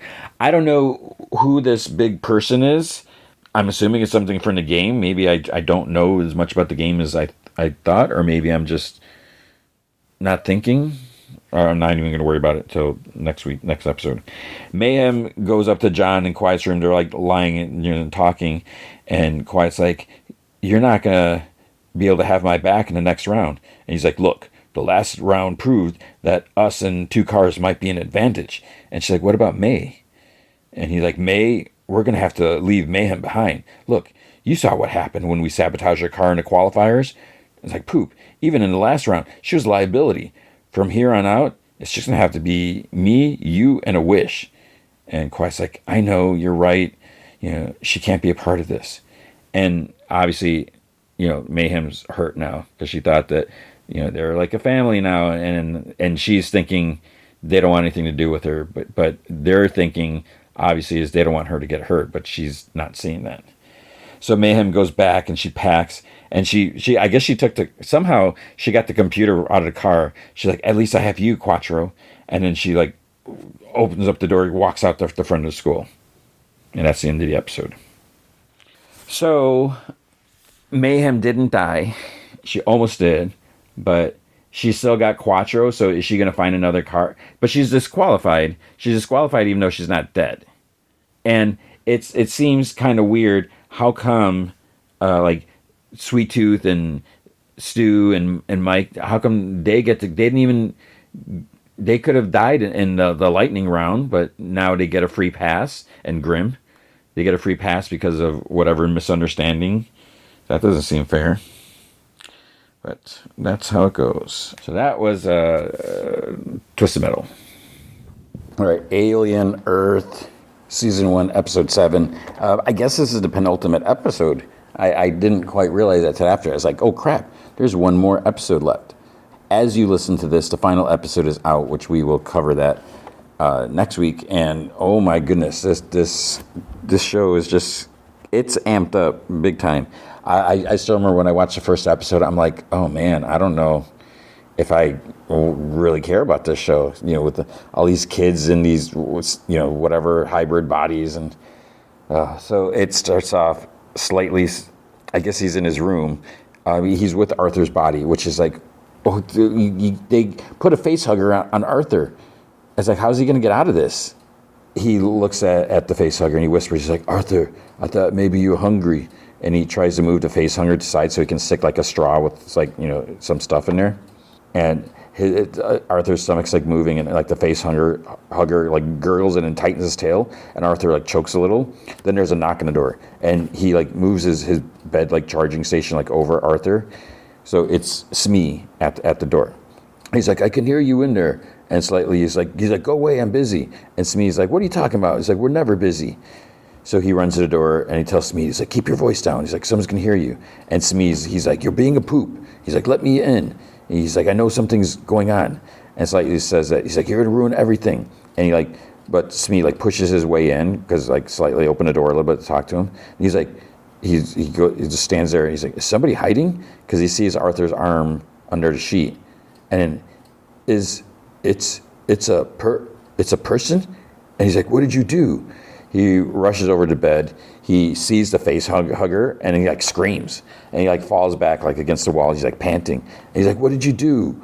And like he's like, Slightly grabs me by the shirt, like pulls him up. He's like, you can't tell anyone, okay? He's like, do you promise? Because if you do, the man from the ship, he's going to kill my family. Smee's like, you did this to Arthur? Slightly's like, you would have too if he had chosen you. He's like, blackmail or whatever you call it. He's like, dead mother, dead brothers, dead everyone. And Smee's like, is he going to be okay? Like it's not going to kill him. And Slightly's like, no. And he's like, great. And he's like, that's what the man said. He said he just needs the monster. Once he has it, he'll let Arthur go. I need to get him out of here. And he's like, to where? He's like, to the beach. He's like, we have to get him to the beach. He's like, Smee. And he puts on a smile. He's like, will you help me? He's like, no. He's like, please, no. He's like, please, please, please. He's like, okay. And he's like, you will? He's like, yeah. And he's like, thank you. And he gives him a hug. And he's like, grab his legs. Come on, Smee. And he's like, so they carry him out.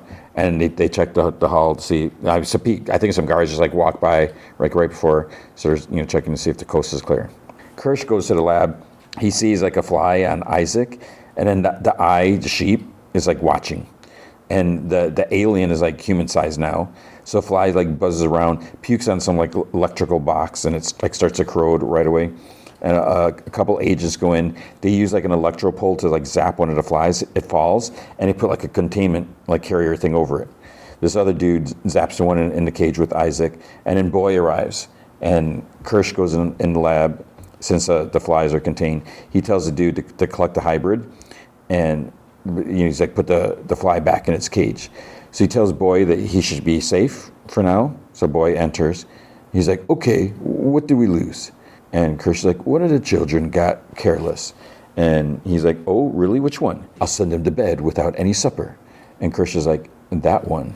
And his Boy's like, is that? And Kirsch is like, Isaac. He's like, Toodles? The fly did this? And Kirsch is like, yes. They digest their food outside their bodies. Organic matter must have been scarce in their world, so they eat mostly minerals. And Boy's like, amazing. Where are we on reboot and restore? Kirsch is like, conceptually, it's possible. Practically, we haven't cracked it. And then Boy, he's just like, there goes that $6 billion. It's like, no more kids in the lab. And Kirsch is like, except Wendy. And Boy's like, yeah, of course, but you need to watch her. Make sure there are no more accidents. And Kirsch is like, this wasn't an accident, Isaac's death. And Boy's like, you just said, he's like, you need to watch the tape. So they watched the grainy footage, which is so weird that, this is in the future. They have all this technology, but they have crap cameras. They see Isaac putting the tray down, and then the octo sheep thing where it bangs on the glass, and Boy's like impressed. He's like, the calculation, knowing the consequences of his actions. And Kirsch is like, most animals know cause and effect to some degree. Boy's like, yeah, but the sheep didn't benefit directly from his action. The fly did. So why do it? And he's like, I want him moved. And Kirsch is like, precaution? And Boy's like, yeah, something like that. Wendy enters. The alien like notices her presence, and she's like, what's going on? And she's like, what is that? And Boy's like, an accident. Yeah, horrible. Couldn't be avoided, but it's all contained now. And she's like, contained? And she's like, what happened? What happened to Isaac? And Kirsch is like, science. And Wendy's like, no, we can't. We're premium. And she moves like towards Isaac's body, and Kirsch like grabs her by the arm, and he's like, don't. And she's like, I've got to tell the others. Boy's like, hold on there. He's like, let's think this through a minute. We don't want to scare everyone, right? A freak accident like this. You know what kids are like when they get an idea in their head? Oh my God, we're not safe. And then suddenly, there's no talking to them. She's like, we're not safe? And Boy's like, no, that's not what, to Kirsch. She's like, talk to her. She turns to leave. The two guards in front of the door, like, kind of move in, like, block the exit door. And she's like, please get out of my way. And then she, like, they don't move. She chitters to the alien, and it, like, bangs its head against the glass a couple times, like, kind of shaking things. Kirsch and Boy both, like, quickly look, and Boy is kind of, like, shocked. And over her shoulder, she's like, you can't just erase things. So she moves, like, past the guards, and Boy's like, oh, poop. It's like, where are the others? We've got to get to them before her. Kirsch goes to computer, system lockout hybrid tracking disabled. He's like, I don't know. And Boy's like, what do you mean you don't know? Kirsch is like, someone turned their trackers off. And Boy's like, fudge. And he like smacks the table, and the alien gives like a low growl. Joe walks to Marcy's room, and she's sitting on her bed, and she's like, he's dead. And Joe's like, what? And she's like, Isaac's dead. They said it was an accident. And Joe's like, I am so sorry. She's like, we're not safe here. We have to go. And she's like, we can't. They track us. He's like, no, not anymore. And he's like, Arthur. And she's like, all of us? He's like, all of you. And she's like, we have to get everybody. He's like, I don't know how much time we have until they realize that something's wrong. We can't collect everyone. And she's like, I can't leave without. And he's like, Marcy, we have to. And she's like, would you leave without me? And Joe's like, no, of course not. And she's like, because you're my brother. And he's like, right. And she's like, that's why I have to try. And he's like, okay, but fast. So they go to Nib's room. She's sitting like curled up. Curly's with her and asks like, what did you say to her? And Marcy, Wendy, she's like, the truth, that's all. And she's like, no, you freaked her out. And Wendy's like, well, she should be freaked out. We should all be freaked out. You know what they did to her? And Curly's like, yeah, they tried to help. And you ruined it. Wendy, Marcy, she's like, they erased her memories. And Nib's like, no, I've got all my mind, what's in me. Nobody's messing with my insides. Right, Mr. Strawberry? Stuffy. And she's like, what's ours is ours, and nobody can take it. And then Wendy's like, Isaac's dead, and we're not safe here. I don't think we ever were. Curly is like, we were fine until you made us get your brother. And she's like, it's not his fault. And she's like, no, I know that. It's yours. And Wendy's like, the boy genius is not your friend. He owns us. And Curly's like, don't talk about him like you understand. He just wants to help people like he helped us. And Nib's like, we're all going to die here. And then the bugs will crawl in and we'll all be ghosts. She's like, I don't want to be a ghost. So Wendy is like, okay, we have to go. And Curly's like, this is the best place I've ever been. So then Wendy, Marcy, she's like, to Curly, she's like, promise me, really promise you won't tell on us. Promise me, Curly. And she's like, I promise. So Joe's kind of getting restless, says that they've got to go. Marcy's like looking, she's like hacking the computer screens, like kind of touching it and like looking at different things.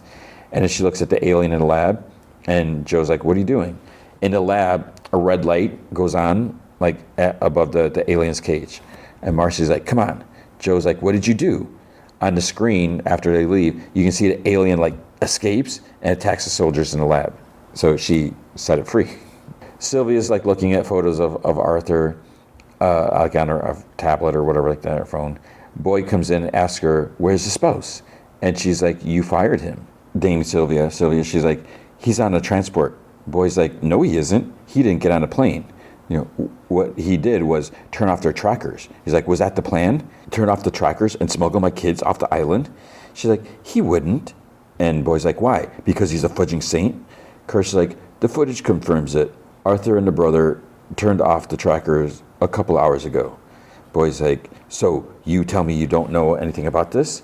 And she's like, I don't. And then he's like, Boyd's like right in her face, and then an alarm goes off, secure lab breach. So he storms out and tells Kirsch, he's like, be careful. Boyd sees the footage of the alien escaping, attacking. Soldiers are walking in the hall. Slightly and Smee carry Arthur's body. And it's like, how's this not popping up on any of the cameras? So they set him down, they like kind of look ahead. Then Kirsch walks in behind them, like past Arthur, the face hugger, doesn't even look at him. And he's like, what are you doing? And Slate was like, he's like, well? So he's like, the man from the ship, he's been talking to me in my head. He asked me to bring Arthur to the beach. And Kirsch is like, I know that. And then slightly kind of like exhales.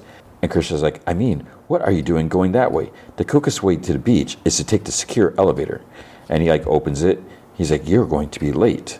So they pick up Arthur's body and they go in the elevator. And Kirsch is like, B7. So what's up? What's Kirsch doing?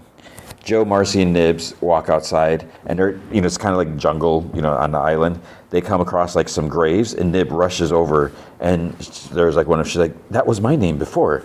Joe goes over to like Marcy's summit, and he clears some brambles on it, and Marcy like slowly walks up. She's like, it's not us. We're still here. And Nib's like, I don't think I am anymore. Joe hears some twigs breaking, and there's soldiers on patrol nearby, so he's like, we have to go. So Marcy thinks back to when they like zipped her up in the old body bag and whatever for her. So Slightly and Smee, they walk through the jungle with Arthur, so it must be in a different part. Smee's like, why do you think Kirsch didn't get us in trouble? And Slightly's like, I don't know. It's, oh poop, soldiers are coming. So they duck off the path. They kind of hide in some trees and like the ferns or whatever. Then they wait for the soldiers to pass. Then, Arthur's gone. Smee's like, where'd you put it? And Slightly's like, it was right here. So they start whispering, Arthur, Arthur. And then the face hugger suddenly drops down like on Smee. He like screams and they kind of like stomp on it. And then like, whoa, whoa, whoa, whoa. And it's like Arthur.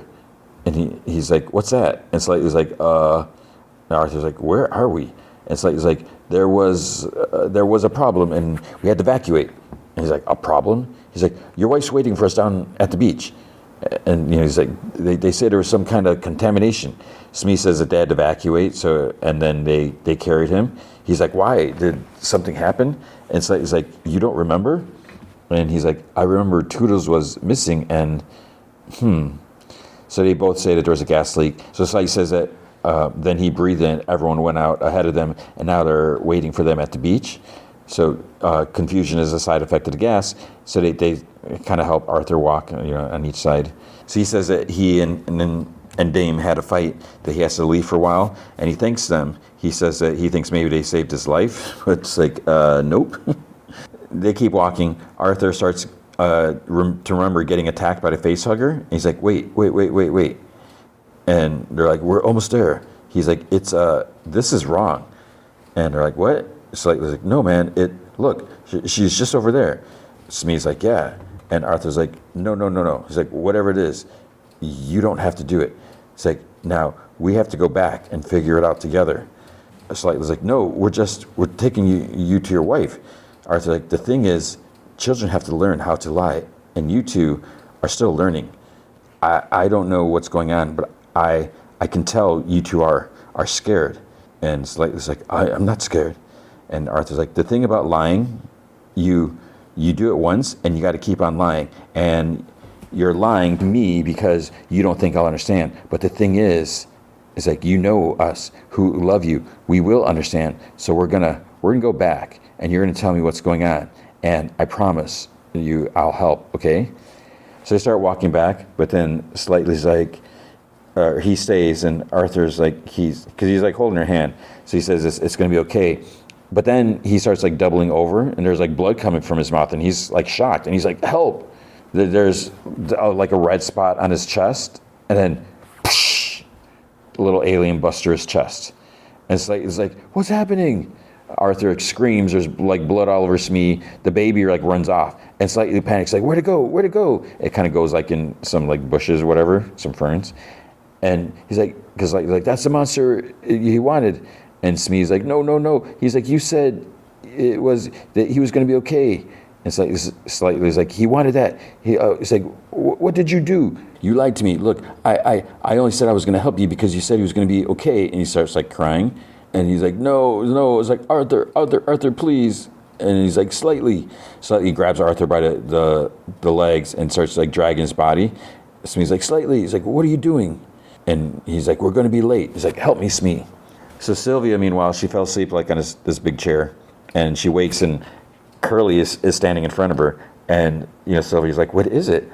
And she says, she's like, come here. So Curly curls up next to her, like sits in a chair, and she's like, calling her mom, and calling Sylvia mom, and she's like, everything is hard, and I don't know what to do.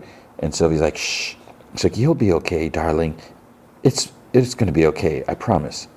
Slightly and Smee are carrying Arthur's body. They put it on this little raft, and they're kind of going in this, like, it's a little bit of water, like it's starting to rise somewhere. Slightly is like in a daze, and the water's like waist deep. But then they see some scuba guys like pop up. Like there's this like kind of like cavern, like this cave, whatever. You can see like the full body of the ocean. They pop up, and they're like fully armed, and Morrow is there. And then, so there's like two teams. So Morrow's on the first team. He tells the second team, he tells the leader, stay low. And he's like, shoot to kill. And Slightly's like, I told you to come alone. And so he's like, I needed help. He's my best friend. He's like, you can't hurt him. And he looks at Arthur's body, and Morrow's like, where is it? And Slightly's like, I tried. I swear, I tried. I did everything you asked me to. And Morrow's like, if that were true, I wouldn't be standing over a hollow corpse. So he's like, I don't understand. Everything went wrong. I did what you said. I took him near the egg, and a monster wrapped around his face. And then I don't know. You didn't tell me that there was going to be another monster, and you said that I had more time. Everything happened so fast. And he's like, stop talking. And so he's like, I swear, stop it. You're acting like a child. Do you know what grown-up do when they make a mistake? They own up to it. But it's like, he didn't make a mistake. He's like, what about my mom? It's like, you're not going to hurt her, are you? And Morrow to the other, she's like, bring them. And so he's like, please, tell me, what about my mom, huh? Please, let go, please. And Marl's like, target 1 failed, moving to target 2.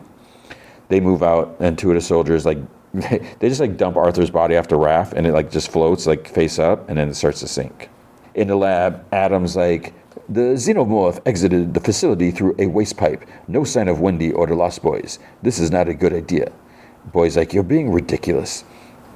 Adam's like, the more we move the specimens, the more spread out they are, the less we can guarantee containment. And Boy's like, you saw the footage, okay? It's like, this thing orchestrated an incident with Toodles. It's smart. He's like, and I want to talk to it. So in a like separate containment, the sheep is like in a separate containment chamber thing, like whatever. And he starts like speaking to it in like Spanish and Japanese and German. And then he's like, can you hear me? It steps forward as they approach, and he asks for a pen. He writes 3.14 on his palm. And he's like, we call it pi. He's like, yeah, it's a ratio of a circle's circumference to its diameter. All advanced civilization would know this figure. So, what are the next 3 numbers? The eye like kind of pulsates, and then it like stops once. That was probably too loud. And Boy's like, and then it's stomps 5 times, because that's the next number. But then the next one is friggin' 9, because Boy's like, and the next number, and then the sheep it drops a load, just plops in there, and it starts like, rah! And Adam's like, sir, I must renew my concerns. Boy laughs and like jumps up to the glass. He's like, oh my God, oh, if only you could talk. And Adam's like, if this creature were to escape and embed itself in the human population. And Boy's like, oh, just one person? And Adam's like, sir? Boy's like, I'm saying you're right. We should switch it into a person. You know, someone who talks and uses a toilet. One of the scientists, maybe. No, a mold scrubber. You know, someone with a low IQ, so that we can see the difference.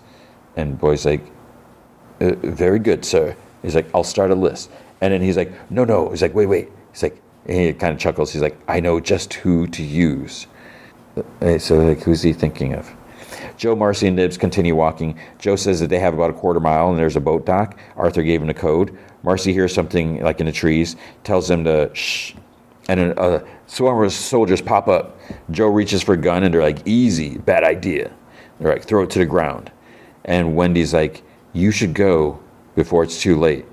And they're like, secure them. We'll figure out which ones are synths later. And this like Nibs, she's like hiss at them, and they kind of like, you know, they back away a little. They raise their rifles at her, and Marcy's like, Marcy, she's like, leave. And Joe's like, Marcy, no. And she's like, now. And one of the guards like, or what? And then there's a growl nearby, and another soldier's like, WTF was that? And Marcy does some like like clicking, screeching noise. The closed caption says it's screeching, but it's like, it's not screeching. It's more like chittering or something like that. And then the alien jumps down from a tree. A soldier shoots at it as it comes down, and it lands on him, and then shunk, it like chomps his head off or whatever, whatever it does. The head's just gone.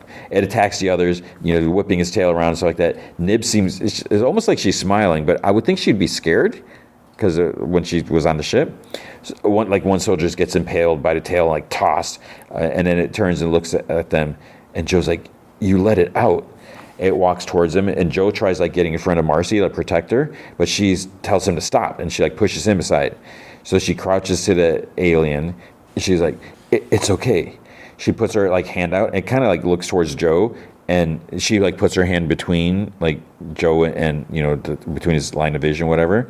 It starts to stand up, and Marcy like does the same thing, like maintaining eye contact. And she raises her hand like towards it. It sort of like flinches a tiny bit, but then she like wipes blood off of its, you know, front, which is, you know, obviously soldier blood.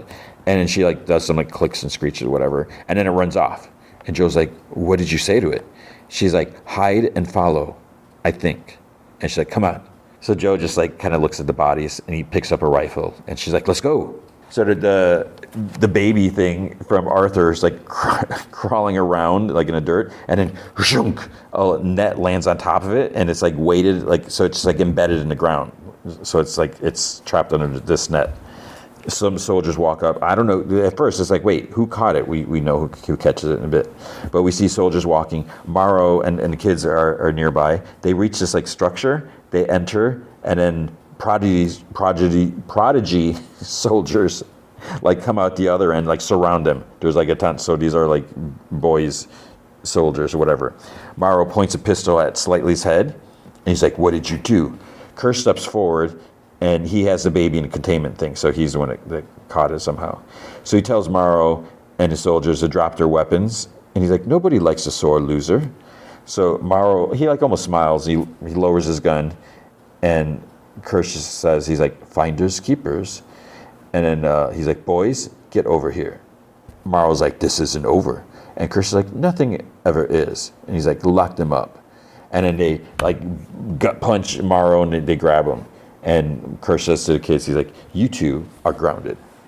Joe, Marcy, and Nibs, they reach the docks. Marcy like looks around and they get on this boat. Joe tells them he says, he's like, "Untie us." So he checks the inside, and then Siberian, that one lady soldier friend of his, sort of charges out. She's like, "Told you he'd be here." So Rashidi, the dude that was his friend or whatever, he's like, "Whoa, whoa!" And a bunch of other soldiers like run up like behind them on the docks and stuff like that. Rashidi's like, "We're just here to talk." He's like, "Put your guns down." She's like, "Hermit, what did I tell you? I told you not to do this. Now look where we are." Joe's like, "We have to go, please." And Richie's like, "Can't do it, man." This other dude's like, "Hands on your head." And the other one's like, "Don't shoot." It's like, "You'll hurt the merchandise." And they're like, "My orders are to take you back." Nibs like looks around and faces a soldier. She's like, "Mr. Strawberry," her stuffy, says, "Fudge off. We're never going back." So a soldier grabs her stuffy, like tosses in the water. And he's like, "Off the boat, now." Nibs like glares at him, and she's like, "I see you." She grabs his jaw and like squeezes it, like crunch, and he like screams, and Joe's like, "No." Rashidi and Sai, they make a move, but then Joe stops Sai, like kind of like, just starts like grappling with her. Marcy like, pushes Rashidi back, and he hits like the back structure or like the part of where you go inside the boat. That's what I'm trying to say. Nibs like pulls back, and she has the dude's jaw, maybe part of his throat or something. There's like some stuff just like hanging out of her hand. Siberian like raises her pistol. Nibs punches the other soldier, and Marcy like stops Sai from like shooting. But then Nibs like flips the soldier like into the water. Marcy ends up like kicking Sai, and then she starts like the clicking, screeching, and then Joe covers Marcy's mouth, and he's like, "No!" But as the alien's approaching, Sai pulls out a pistol and shoots Nibs in the shoulder. As like just kind of zaps her. Marcy like shoves Rashidi back, and then Joe grabs a rifle as Nibs is about to like slaughter Rashidi. But then like Joe like zaps her with this big like electrical charge, and Marcy, she's like, "No!" Nibs is like on the boat like convulsing, and then she stops twitching. So the other soldiers like stand with their blasters like watching. Rashidi yells like, "Drop it!" He's yelling at Joe. Marcy like looks at Joe. She's like, "What did you do?" And then Song for the Dead starts playing. Rashidi yells again. He's like, "Drop it!" And then he's pointing the blaster at Marcy, and he's telling Joe to drop it. The alien watches, and Marcy like looks at Joe and yells. She's like, "What did you do?" And that's the end of the 7th episode. So it was just, it was crazy. I mean, yeah. And I was looking up pictures, trying to find pictures of the sheep or whatever, and I saw a headline somewhere. It's like, "Alien Earth has done something that's never been done in the franchise or no movies have done." And I was like, okay, I think I'm caught up now. So I was like, okay, I'll click this article. And I guess what they've done is take the alien outside in daylight. So I guess in all the movies, we've never had an alien outside. Is that true? I'm trying to think of Contagion. No, not Contagion. What was the other one? But maybe, I don't know. So it's crazy that sheep, I don't know. I don't know who Boy's like thinking that he says that he knows someone that they could put in there. And yeah, I don't know who it would be. I would think it'd probably be Arthur, but obviously you can't use Arthur because he doesn't know. I don't think he knows what happened to Arthur. But it's also like he does not care about the kids. When like Isaac, whatever, he doesn't care. So yeah, Boy is a piece of crap. But we got one more episode, and I need to watch that ASAP. All right, Peacemaker, Season 2, Episode 5, Back to the Suture. Back to the Suture. Okay.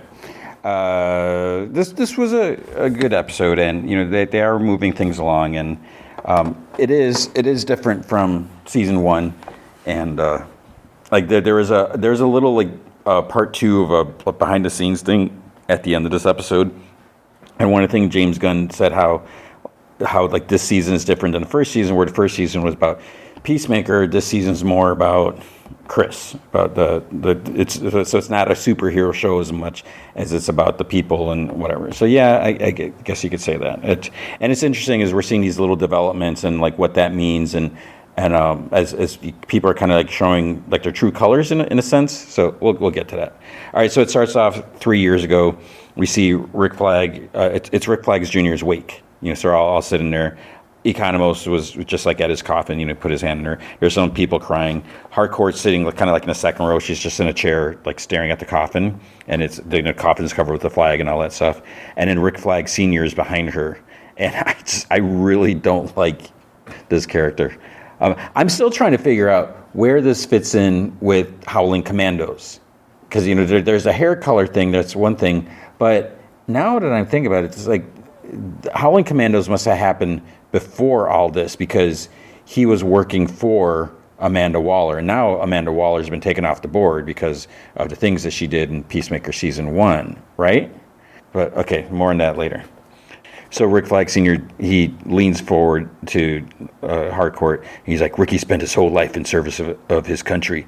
They sent him overseas in the back of a VW Bug with 1,000 costume clowns to find a giant starfish. And again, what did he do in Howling Commandos? He did the same thing, and I don't. They're both written by James Gunn. Am I missing something? I don't know. Rick's like, we all fudged up Amelia. It's like, we could have been accountants. So she kind of lightly nods, and then he's like, do you know who did it? Killed Ricky? He's like, they won't let me see the files. And she says, I can't answer that, sir. He's like, yeah, I know. I'm sorry. And she's like, I understand your desire to know. Believe me, I'd be the same. And then Rick says, he loved you, She's like, your son loved a lot of women, General. And he's like, Rick, call me Rick. Yeah, but he loved you as a friend as well as whatever else. It's like, that is different, really. And she's like, yeah. And then he's like, I hear Waller has it out for you. And Harcourt's like, yeah, she put me on some poop detail in Evergreen, Project Butterflies, sir. And he's like, Rick, well, I hope you'll always be family. Ricky would have wanted that. I'll look out for you best I can. And she's like, thanks. But it's like, okay, what can he do? I still understand he's a general, but just from what we've seen in Howling Commando, general of what? Because I don't know. So then he gets up, he's like, now I gotta go mingle with these a-holes that Ricky couldn't stand. And he puts his hand on her shoulder, and he goes to leave, and she stops him. She's like, General, Rick, the person who did this, that person, they'll pay. I'll make sure of it. And he's like, thanks, kid. So then it cuts to now Harcourt's sitting on a bench at the park. Rick Flag Sr. is there along with Bordeaux, Fleury, and a bunch of agents and everything like that. There's a dude on the roof next to Judah Master. Judah Master has a sniper rifle. They're all looking. Judah Master sees Chris, and he alerts the others that he's at the northwest corner of the park. Rick tells them to take the shot when they can.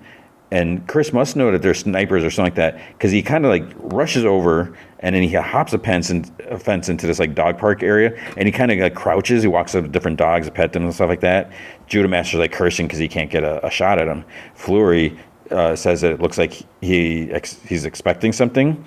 Then after the dog park, Chris kind of jogs along behind a dude on a bike, and Judah Master curses some more, and then Chris says hi to some lady in a hat, whatever, and then he runs. He's on a soccer field. He's running. There's kids. He kicks the ball, whatever, and then he makes his way to the bench next to Harcourt, because she's right by the soccer field. Before he sits, he kind of opens up her bends her collar back, and there's a microphone under it. She kind of makes his face. He just takes it and tosses it, and then Rick's asks Judah Masters do you have a shot? And then Chris moves. He sits on the other side of Harcourt, and there is no shot. So Harcourt, she kind of says through like gritted teeth, she's like, I said copacetic. And he's like, yeah, I know you did. She's like, it's the warning word, you dumb fudge. He's like, I know. I need to know the truth about something. She's like, get the fudge out of here, Chris. He's like, did it mean anything? Anything at all? What happened on the boat? She's like, you were in the clear. Ad saved you. And you keep some sort of dimensional portal BS in your house. And now this? He's like, that isn't an answer, Amelia. She's like, get the fudge out of here. He's like, did I mean anything at all to you in that way? That's all I came here to ask.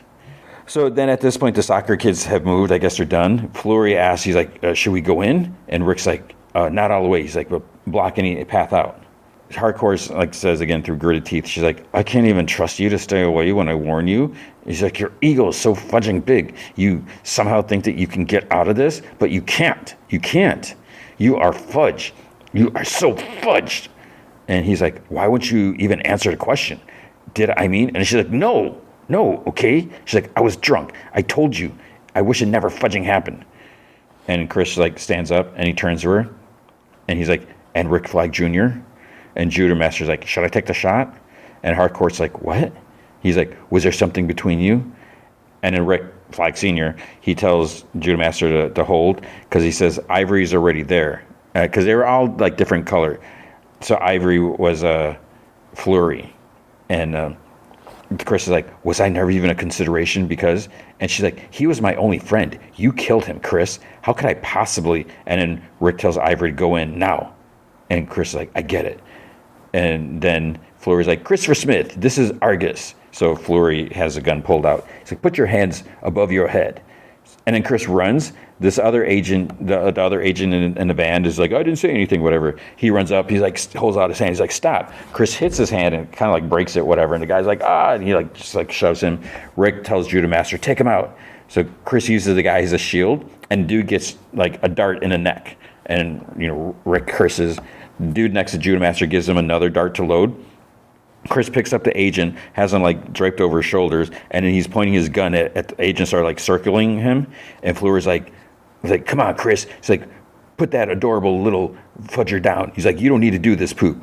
And he's like, need to? He's like, I don't need to. I'm just doing it because I love it. He's like, take a step closer, Shaft, and find out how much. And Fleury's like, Shaft? He's like, you're complimenting me? That's a novel strategy. Thank you. So then Rick tells Judah Master to stand down. Judah's like, he's like, I can get the shot. And Rick's like, stand the fudge down. He's like, another trank dart will kill Klein, which is the dude that's knocked out. Bordeaux walks closer with her gun. She tells Rick that he's locked into a turning pattern. She has a clear shot, but it's fatal. And we see a close-up of her eyes, and there's like some circuitry stuff going on in her pupil. So this is like a new development. And she's like 0.002% chance of error. And Harcourt's like standing like almost next to her, like she hears everything. Rick thinks about it like that, and he tells her to take the shot. So then Harcourt runs up to Chris full speed. Rick tells Bordeaux, like, hold a shot. Harcourt kicks and knocks Chris down. She like does this thing, like grabs him and like knocks him down with her legs or whatever. Then she punches him a couple times, puts him in a chokehold. She's like behind him, and then he passes out. And she gets up and she yells, target down. Fleury's like, damn, you got some moves, girl. Bordeaux's like, you got in my shot. And Flag's like, she's lucky it worked. Same old Amelia. And Flag crouches over Chris and like smiles because he's just out for revenge, right? Bordeaux walks past Harcourt, gives her a glare. At the hunting cabin, Adebayo and Adrian are sitting, like, I think she's drinking a beer or something like that.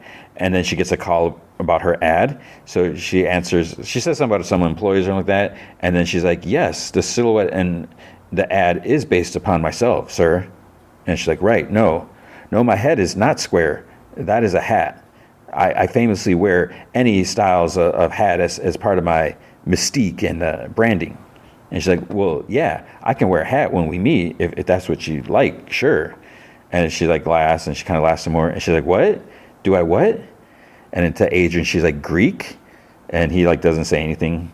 And she's like, well, yeah, we actually specialize in Greek at Adebayo Security Consultants. And why, yes, thank you, sir. I look forward to meeting you tomorrow at 8 p.m. Just text me your address, and I'll see you then. Bye-bye. And she laughs. She's like, to Adrian, she's like, I just got my first gig. And he's like, oh. And she's like, but when it comes to security, do you know what Greek means? He asked me if I did Greek. And Adrian's like, when it comes to security? And she's like, right. He's like, no clue. And there's like a little pause. And he's like, but when it comes to prostitution, it means butt stuff. and she's like, what? He's like, yeah, no offense, but it sounded like you and that guy were having a prostitution conversation. And she's like, sweet baby Jesus. And he's like, hey, don't worry about me. He's like, I never kill prostitutes. Their lives are hard enough. Only John's. She's like, I'm not a prostitute, Adrian. And he laughs. He's like, okay, sure. And she's like, geez. And she gets up. She goes inside. And he's like, I just heard her having a prostitution conversation. He like gets up. In the trees, St. Wilde is approaching. He's like, where'd you go, bird? Where'd you go? At the office, Economos sits at a desk. Bordeaux's talking to Hardcore. And she's like, I had him. She's like, why'd you take him down? And Hardcore's like, the point was to find a dimensional rift. You thought you were going to do that with Peacemaker dead? And Bordeaux's like, so you disobeyed a direct order? And she's like, what order? And she's like, staying down while I take my shot. And Hardcore's like, nobody told me to stand down, witch, and you better back the fudge off. And she's like, I better? And Hardcore's like, you got complaints? Take them to HR. I made a judgment call. And then the others come in. Chris is like in handcuffs. He sees Economos sitting at his like desk cubicle, whatever. He's like, sup, John? And then this guy in this other cubicle looks at him, and Economos like, I barely know him. He's acting very familiar. So then he sees Hardcore looking at him, and she kind of like motions like with her head to like go and talk, and he shakes his head. He's like, no. And she keeps like standing and staring at him, so he gets up. They go into the break room, and she asks if there's surveillance in there. He's like, no. Then he kind of taps her shoulder and like whisper hisses like, what the fudge did you do? And she's like, did you just poke me? He's like, you said a Peacemaker to get your job back? And she's like, in the text I sent him, I said copacetic. And Econo was like, so? She's like, that's the warning word. It means stay the fudge away. But for some reason, he still showed. Econo was like, why? She's like, I don't know. What's the story with this Bordeaux witch? And John's like, cyborg. She's like, cyborg? He's like, yeah, part robot. She was in a plane crash, all crushed up, and Argus replaced half her body with machinery. She's like, Jesus, okay. He's like, yeah, I hit her so much. I used a pre-op photo of her mangled body as a screensaver on my phone for a while. And she's like, that's fudged up. He's like, well, I'm not the one who made my brain. And she's like, whatever. Like, she was about to kill Chris, and the only way I could save his life was to knock him out. And he's like, you knocked Peacemaker unconscious? She's like, to save his life, John. It's like, I couldn't think of anything else. He's like, pretty cool, though. And she's like, right now, I'm afraid Flag's going to kill him. Like, literally kill him. He won't admit it, but the surveillance, everything, it's all revenge for Chris having killed Rick Jr. And she says that, she tells Economos that he has to put him in the books because, his fingerprints are on file. So he has to book Chris. So there's an arrest record. Otherwise, he's just going to disappear. And Economos is like, they'll know it's me. And she's like, so? He's like, they'll be miffed. She's like, you were just judgmental about me trying to get my job back. He's like, yeah, but we exist on completely different moral spectrums. He's like, I'm famously a giant wussy. And she just kind of looks at him. He's like, oh, fine. St. Wilde, he injects something, this like dead rat, and kind of tosses it in front of the cabin, and he's waiting for Eagly. In an interrogation room, Rick says to take the cuffs off of Chris. Bordeaux and Fleury are like, what? Are you sure? And Flag's like, yeah, take the cuffs off. And both of you take a walk and close the shade and turn off the recording equipment. Bordeaux's like, are you certain about this? He's like, just get out. So then it's just the two of them. Chris is sitting, and Flag, he like moves the other chair, so he's like standing there. And Chris says that, he's like, you have every right to be angry. He's like, I admired your son. I liked him. I just got caught up in a very dark way of looking at the world. And then Rick punches him, and he goes flying out of his chair, and he grabs him by the hair, slams him against the wall, puts like a dent in the wall, like a big, kind of like a hole, and he punches him again, and then gives him like a stomp kick. Economos is like working on the file. Rick slams Chris like against the glass. He's like, fight me, mother trucker. And then he like backhands him. He like grabs him again. He headbutts him. He's like, that boy was a better man than you could ever dream of being. Better man than I could ever dream of being. And Chris is like, I know, sir. I know it doesn't give you any comfort. There's not a day that goes by that I don't regret. And he gives him like a hard knee to the face. So there's a new booking notification on the computer. Economos is down as a booking officer. Bordeaux sees it, and she's like, John, what are you doing? He's like, what? She's like, you booked Christopher Smith? He's like, yeah. She's like, why the fudge would you do that? And he's like, well, excuse me for trying to take some busy work off of everyone's plates. She's like, now we have eyes on us. He's like, you moron. He's like, whoa, you mean, thanks, John, for doing what we're all required to do, by the law. And she like walks away. Harcourt gives John a nod. Fleury is there too. And he's like standing there and he's like, it's good you did that. And then he looks at John and Amelia. He kind of gives him a nod too. And I didn't catch it here, I'm going to admit, I'm not going to lie. But at the behind the scene thing, Tim Meadows says that like how his character, he's trying to find his place because he wants to do the right thing. And he's talking about like when they first met, he asked economists, he's like, how should we greet? He's like, when we meet each other. And John's like, what? He's like, I don't know, just like nod at each other. So he gave him the nod, which is like what he said in the beginning. So that kind of means that maybe Fleury's not really a bad guy. Rick is still hitting Chris.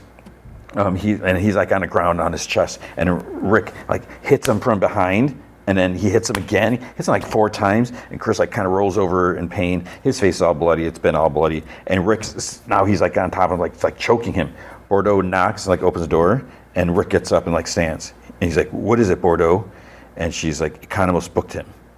So then we see Eagly. He drops down by the dead mouse. And St. Weil like watches in the bushes. Eagly starts picking it up, sort of like toying with it. And then Adrian comes out. He's like, Eagly, come on. And then St. Weil, he kind of sighs in frustration. Adrian tells Eagle, he's like, we're going to go get your dad. He's like, we'll be back soon. And then he looks at them. They get in the car. They leave. He turns to the mouse, but a fox is there. Grabbed it. So Eagly starts squawking at it. The fox just like kind of looks at him. And then the fox runs. So Eagly flies, goes after it, cuts him off, flies in front, and lands like on this like branch or something like that. And the fox is standing there. Then the fox swallows the mouse. And it starts like throwing up, like the mouth is foaming, like right away falls over. So the poor fox is dead. But that that would have happened to Eagly. St. Weil, like, he's like, he was mad. Then he opens up this like 6-foot long case. It's like, where he wasn't even carrying this. Where did this come from? How could he even carry this? This thing would be so heavy. It's super long. He's got this long, big rifle. There's like a big, like there's different compartments like under the rifle. Like there's ammo and there's like all this other stuff, whatever. Economos, we see him now. He's helping Chris outside, so I guess they let him go. Adebayo, she's there in the car. Adebayo and Adrian. She's like, what the fudge happened? Economos says that he's like, I risked my job booking him, which is a common occurrence. It's like they let him go. They couldn't risk him to going to the local jail looking like this. And Judo Master is nearby, kind of like across the street or something like that, in his car. He's like watching them and like eating Cheetos. He runs out of Cheetos. He's like upset. And then Rick calms him. He's like, do you have eyes? And he's like, yeah. He's like, follow them, but be careful. Bordeaux goes into Rick's office, and she's like, or he's sitting at his desk. He's like, perhaps you want to say I'm too close to the situation because Peacemaker killed my son. It's like, well, gee, you did almost murder him. He's like, I should consider recusing myself. Well, despite how it may seem, my priority is protecting the people of the United States. Yeah, right. I need to find that dimensional rift, not only so we can avoid another incident like the one in Metropolis, but for a greater purpose, to benefit us all, which is like BS. And he like smiles. So it's like he tells her to take the shot. She would have killed him, and then how are they going to find this rift? Or was he going to kill him? Would he have stopped if Bordeaux didn't open the door? So he's like, I can't say I didn't. I didn't enjoy pounding on that punk, but thrills were not my motivation. Which is like, yeah, no, you're so full of it. She's like, but you gave me the order to kill. He's like, because I knew Amelia would stop it. Right. He's like, and now Smith thinks I'm messy and that I'm motivated by revenge. Maybe he won't notice Judo Master on his tail. Maybe he'll lead us exactly where we need to go. And she's like, well, sir, I was going to say that a-hole killed Rick, your son, and a fellow agent, and I have no problem with him being taken out, sir. But still, very impressive, sir. And I'm just like rolling my eyes at all this. And then this is the part, he's like, Rick. I was like, how come he doesn't tell Fleury or Economos or any other dude to call him Rick? He's telling Harcourt, the pretty blonde, call me Rick. Then he tells Bordeaux, the pretty brunette, call me Rick. This guy's such a... In the car, Chris tells Adebayo that Harcourt set him up. Adebayo was like, she wouldn't do that. She's the one. She's one of us. And Chris says like, she did do it. He's like, she saw the opportunity to wheedle her way back into Argus at my expense, and she took it. The general would have killed me if it wasn't for Economos. And she's like, I don't buy it. She had to have a reason. And she's like, you got to talk to her. He's like, we've talked enough. It's like, I'm fudging over it. I'm fudging over it all. I was like, I'm done. And she's like, what do you mean by that? He's like, nothing. So St. Wild is walking with a mega long rifle. He sees Eagly flying. He shoots, and then Eagly turns around, and he shoots again. Gotcha! And it's like, what? Because you see it go down. It's like, there's no way. You can't shoot Eagly. At the cabin, Chris says he says that he doesn't really want anyone watching over him. He just wants some privacy. So I guess they didn't hear the gunshot. I don't know how far out they are. Judah Master is somehow already out of his car and positioned in the trees and bushes outside the cabin. It's like, how is that possible? They just got there. Chris whistles for Eagly, after Adebayo and Adrian left. Oh, there was this conversation and stuff like that we seen and the extended scene. I'll talk about it later because it wasn't really important. But he's whistle for Eagly, but he can barely whistle because he's in pain. And he whistles again and he's like, Eagly. St. Wild, we see him. He's standing over a bloody Eagly, and he picks up Eagly by a talon or whatever. He's like, I killed the prime eagle. Come to daddy. But then he gets knocked down by an eagle. Wait, what? He gets knocked down by Eagly? He raises his rifle in frustration, and Eagly, already turned around and swoops down, claws him the side of his head, by his ear or something like that. And then he reaches for the rifle, but then this different bird lands on it on the ground, and then soon he's surrounded by eagles and hawks and whatever. And an eagle lands on this big rock or tree or something like that, looking down at him. Eagly spreads his wings, and then that eagle symbol that he drew, the purplish flames or whatever, appears behind him, and his eyes are glowing. And St. Wild's like, the prime eagle. Eagly, I didn't mean to. I'm sorry. And Eagly probably rah, almost roars. And then a bird swoops at him at St. Wild. And then they all do. They're all on top of him, pecking and scratching everything like that. And he's gone. He's dead. He's toast. Chris calls Eagly again. He goes inside and he starts writing a note. Judah Master calls Fleury, and he says that he's inside. There's a visual shot on the computer. I think Rick was looking at it. And Fleury says that they have drones too. He's like, we have drones too, on it too, Duncan Munchkin. And so I don't know, maybe it wasn't Rick looking at it. So he calls him Duncan Munchkin. And Judah Master's like, you are not going to call me that. And Fleury's like, bro, we got a serious situation here. I don't need your PC, need to know your PC proper word for Munchkin is midget BS. And then Judah Master's like, Munchkin means child, not little person, a-hole. He's like, well, how am I supposed to know Munchkin science, man? And Judah Master's like, just to be clear, you call me that again, I'll rip your penis off. Not metaphorically, but I actually, will rip it off. So then Fleury kind of changes his tune, and he's like, okay, yeah. He's like, stellar job, Judah Master. He's like, backup's on the way. And then his smile falls because he's goes over to Rick's office. He sees Rick is kind of leaning over. She's in a chair, and he has one hand on the desk and the other hand on the back of a chair. He's practically hugging her. He's kind of over her. And then he looks up. He's like, what is it, Fleury? Fleury's like, we have a location on the Peacemaker. So then they get up and move. But you can see when Fleury saw this, he was kind of bothered. Is he jealous because or does he know this isn't right? Or probably, hopefully. So Chris, he filled up an entire page with his letter. Eagly returns. Chris puts the note on a silver case thing. He texts Adebayo, and then in the car, she's like, it's from Chris. She pulls over. Adrian's like, what did it say? And then she shows him. It says, see ya, bestie, be good. I was waiting for Adrian's why is he texting you a message to me or something like that? Because he thinks that they're best friends. Chris opens up the door to the portal. He puts the case down on the floor. He starts adjusting the knobs and stuff like that. So it lights up. Judah Master's watching from the window, and then Chris asks Eagly, he's like, "Are you ready for our next adventure?" And they step through.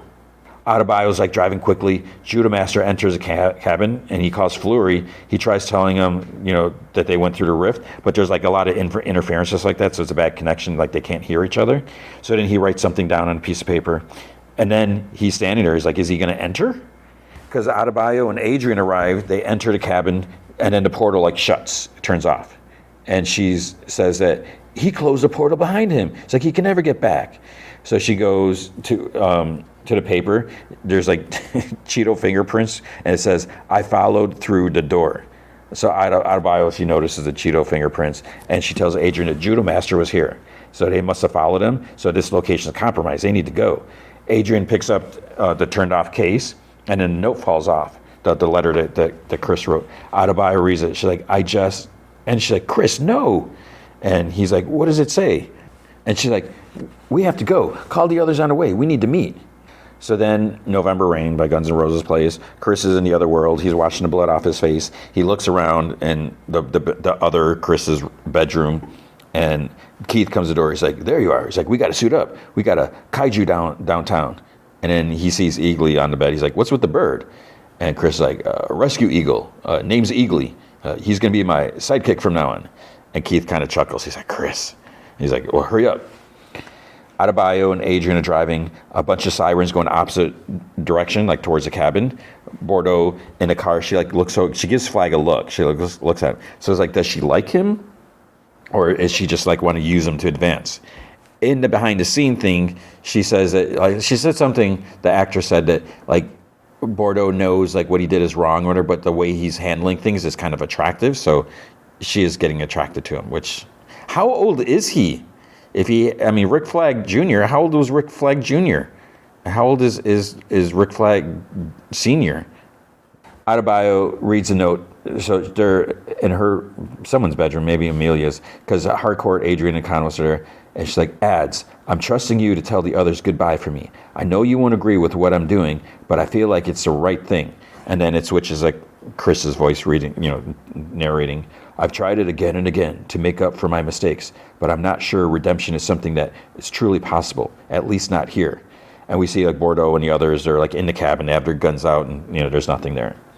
And so he continues, so I'm going to make a life in the other world.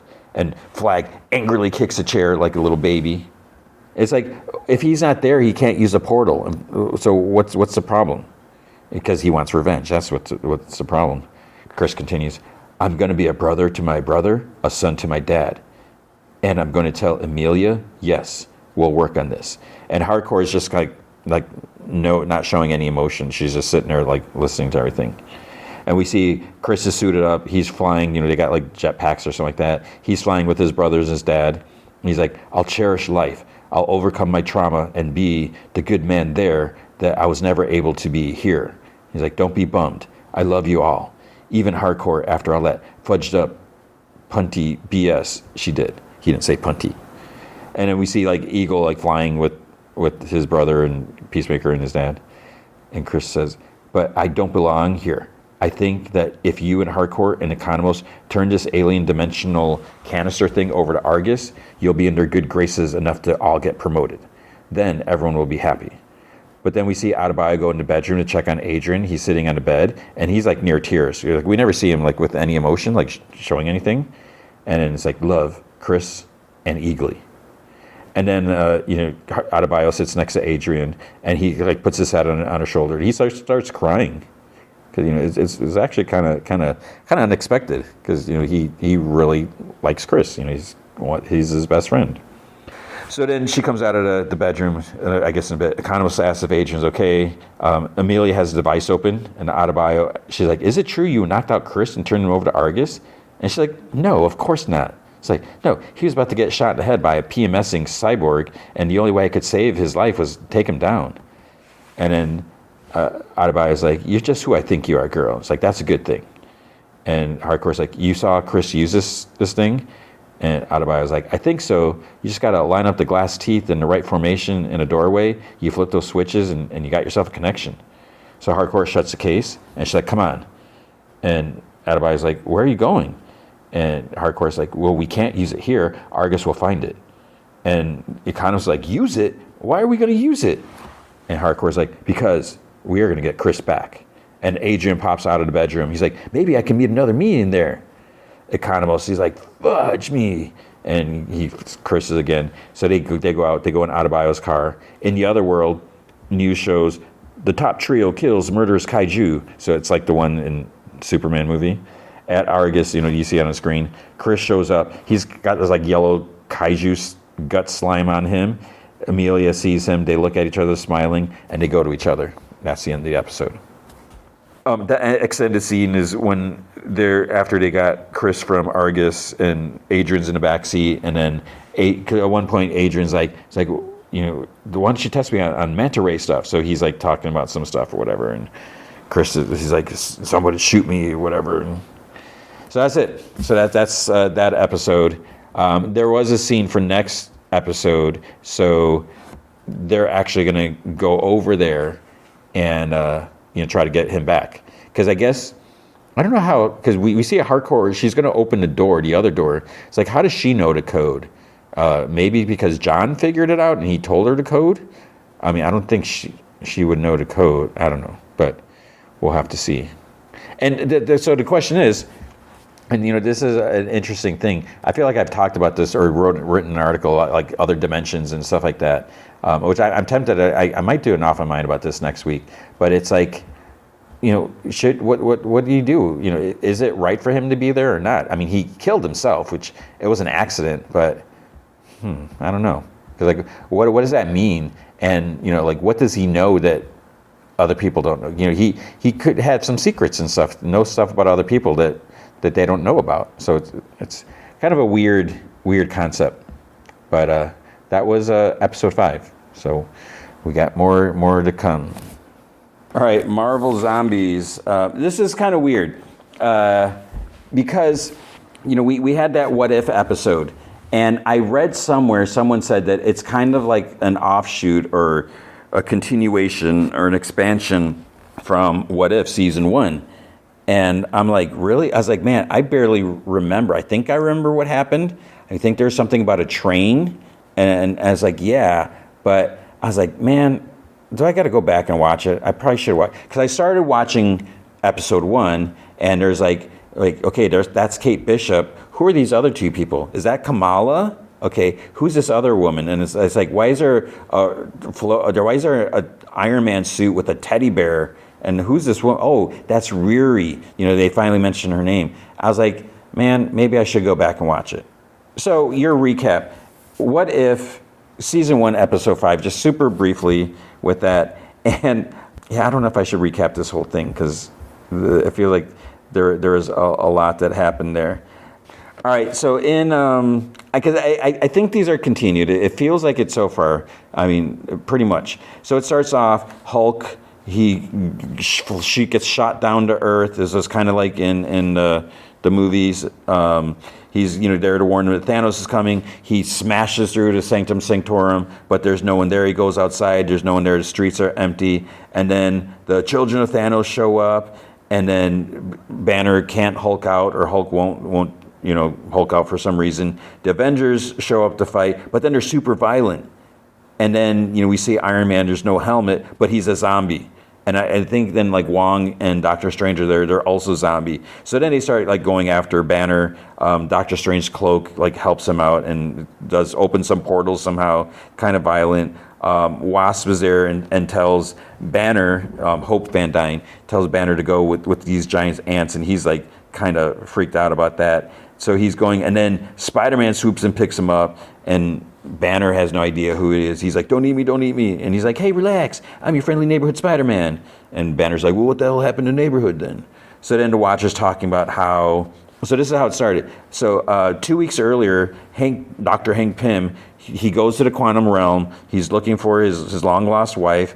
But then here, when he finds her, it turns out she got like a virus in her brain, so she turns into a zombie. She attacks Hank, whatever, he's converted. Then they go in their quantum realm sled vehicle thing. They come back, and then Hope's like they're ready to see her parents, her mom. They jump out. The zombie Hope or zombie Janet and zombie Hank jump out of the thing. Hope moves out of the way, but Scott Lang is too slow and he gets attacked. So the Watcher says within 24 hours, entire Pacific Northwest was infected. The Avengers were sent out, but their heroism sealed humanity's fate. Because Cap's like, all right, everyone, he's about to issue an order. But then he feels a tiny bite, like on his neck. And it's a tiny Hank Pym. Was it Hank Pym? Yeah. Chomping on his neck. So he gets turned into a zombie. So the Watcher says, like, once Avengers joined the infected, no one else stood a chance, unless they knew the rules. So then Peter Parker, he's doing a YouTube video. So things are just completely in a crapper. He's not even trying to hide his identity anymore because it's a zombie apocalypse. So he's doing like this survival video with Happy Hogan. Step 1, wear long sleeves. We see Kurt from the Ant-Man movie. He acts like a zombie. Step 2 is hygiene, because zombies are attracted to smell of human flesh. They open like a shower curtain and Bucky Barnes is there. It's like, okay, that's just random. And then Sharon Carter is also with them. And, so step 3, always aim for the head. So you shoot like a suction cup thing dart at her head. And then it cuts to Okoye. That's not how you say her name. From Wakanda. Okoye. I don't remember. The Dora Milaje. She asks Peter what she's doing, and because she's, sort of in charge or whatever, she's important. Where's what happened to their king. We see it also their base is like hanging between buildings, hung up there by spider webs. Is he constantly refreshing that? I don't know about that. But Okoye, I don't think that's how you say it. She mentions that they got like some signal that another survivor camp claims to have made progress on a cure. But unfortunately, the location got corrupted or something like that, so they're not really sure where it came from. Sharon notices some things about it. She's like, oh, wait, that's from Camp Lehigh in New Jersey. So that's like S.H.I.E.L.D.'s first base of operations. So they're going to head out. They go to Grand Central because they're going to try to hotwire a train. So they kind of have to split up, but to do different things. And Peter's like, wait. He's like, haven't you ever watched horror movies? Like, this isn't a good idea. It's like Happy and Sharon are patrolling. And then he gets like harpooned, like shot in the shoulder, and gets pulled into the darkness. But he has these hand gauntlet things because he keeps like going blam, blam, blam every time he shoots. And Sharon's like, why are you saying that? Whatever. So he gets pulled into the darkness. So is he gone? But then Sharon gets shot in the shoulder with an arrow. So zombie Hawkeye is there. And this is an interesting thing about the Marvel zombies. They're zombies, but they still have enough intelligence to be who they are. Even though Hawkeye isn't a zombie with a rotting brain or whatever, he could shoot an arrow like a mother trucker, right? Is that what they say? So then also zombie Falcon is flying, like Okoye and Bucky. Happy's a zombie now, and he's like going after Sharon, and he's like about to blast her. So then she takes his hand, turns it around, so he ends up shooting himself in the head, and then she takes his gauntlet. That they finally get the train running. Spider-Man almost gets overwhelmed, but the cape saves him. And then Sharon hears something on the roof of the train as they're going. She's like towards the back of it. Something comes down and attacks her. It's Captain America. So zombie Captain America. So somehow, even though he was in Pacific Northwest or whatever, he made his way east to New York, I guess. And Bucky's there. Bucky faces him. And again, Cap is like smart enough to use his shield because, like, Bucky tries shooting him and he raises it, and he throws his shield at Bucky. Bucky catches it, throws it back, shunk. It hits like Cap's midsection, so I guess he wasn't fast enough to be coordinate or whatever, have the reaction. I don't know what I'm trying to say. It basically slices his torso in half. And then, at one point, Hope gets swallowed by a zombie Sharon, because she got changed at some point. And then she explodes. She grows a normal size, and she's got like Sharon guts all over her, which is kind of gross. But we also see Hope got cut on her shoulders, so she's going to be infected. Peter's like trying to cheer her up and everything like that as she's like lying down, and she comments like, how is he so cheerful, and whatever. That's really great. Then Kurt comes in. Kurt, the guy from not Kurt. Who am I thinking of? Kurt from Ant-Man, right? There's no other Kurt. But he says that they're out of fuel, so they're going to have to walk. But there's a lot of zombies outside. So Hope says that, she knows her time's up, so she can, do something. She blames herself for starting this because, she was looking for her mom, and her mom's the one that, infected everyone or whatever. So she busts out of the train, which seems kind of crazy. She's like supersized. And she's like walking out, she's like stomping on zombies. And it turns out she's holding the others in her hands. So she sets them down over a fence at the base, I guess. And the zombies end up overwhelming her and everything like that. But I'm like, dude, at least shrink down, because now you're going to leave a big giant sized zombie, right? Which, yeah, we see that later. So the heroes, they kind of mourn for a moment. But then Banner's like, why aren't the zombies scaling the fence? And Peter's like, wait, they don't even have to scale because there's a hole in the fence. They're just like standing there. And Kurt's talking about, like, he mentions like he's always talking about the Baba Yaga, that, the witch might be around. And Envision comes up and, like, I think scares him or whatever. He says that, he's survived because he's not on the menu. And he's been using the Mind Stone to emit like a frequency that's been keeping the zombies back. We also find out that Scott Lang's head was there in a jar. They managed to save him somehow. And they want to unleash this or transmit this signal, but they want to do like over satellite or something like that, but they need a stronger system. They need more power. And Okoye is like, well, we could do it Wakanda. We got the technology and the power there or whatever. So Bucky's like, I'm going to go look for a transport. And in Vision, he's like, you won't find what you're looking for, which seems kind of weird. It's like, what do you mean by that, Vision? And we'll soon find out. Banner says that, looking at the security logs, he's like, wait, we're not the first to respond to your signal. And Peter's like, wait, if there's more survivors, where are they? And Vision just kind of looks at him. So as Bucky's looking around, there's a zombie behind him. He turns and shoots. And then T'Challa's like, oh, you're going to anger her. So Bucky finds T'Challa on a table. His like legs been chopped off, and I think he still has his arms. But T'Challa says that they have to leave right now. So Vision tells Banner that he really wishes they hadn't found him, and Banner's like, what is this place? And Bucky's helping T'Challa get there, walk there. He says this place is a trap. So T'Challa says that he was grabbed by Vision in San Francisco, and he thought that he was saving him, but Bucky's like, oh, he's been keeping him alive and feeding him to his zombie bride. So Vision says that her powers are too strong. She resisted the treatment, and the only course is to contain her and her hunger. Okay, he's like, well, why don't you just eliminate her? And he stammers. He's like, I couldn't. So okay is angry. She raised her spear to stab Vision in the head or whatever, because he's been luring innocents and killing them and stuff like that. But then she gets stopped, and Vision's like, you have awakened her. It's like she hasn't eaten in days. So doors explode open. Kurt thinks it's a Baba Yaga, but Wanda, Scarlet Witch, floats in. Bucky shoots. Spider-Man tries webbing her. Banner asks Vision to help them get out of there. So he has a change of heart. He does help. He blasts a hole in the wall. Okoye, she gets pulled back by Wanda, and in Vision, he ends up sinking the building. So he said that there's a quad jet in the hangar, but he's not going to go. He has to atone for what he's done, and he can't leave Wanda. So he pulls the Mind Stone off, and Banner picks it up.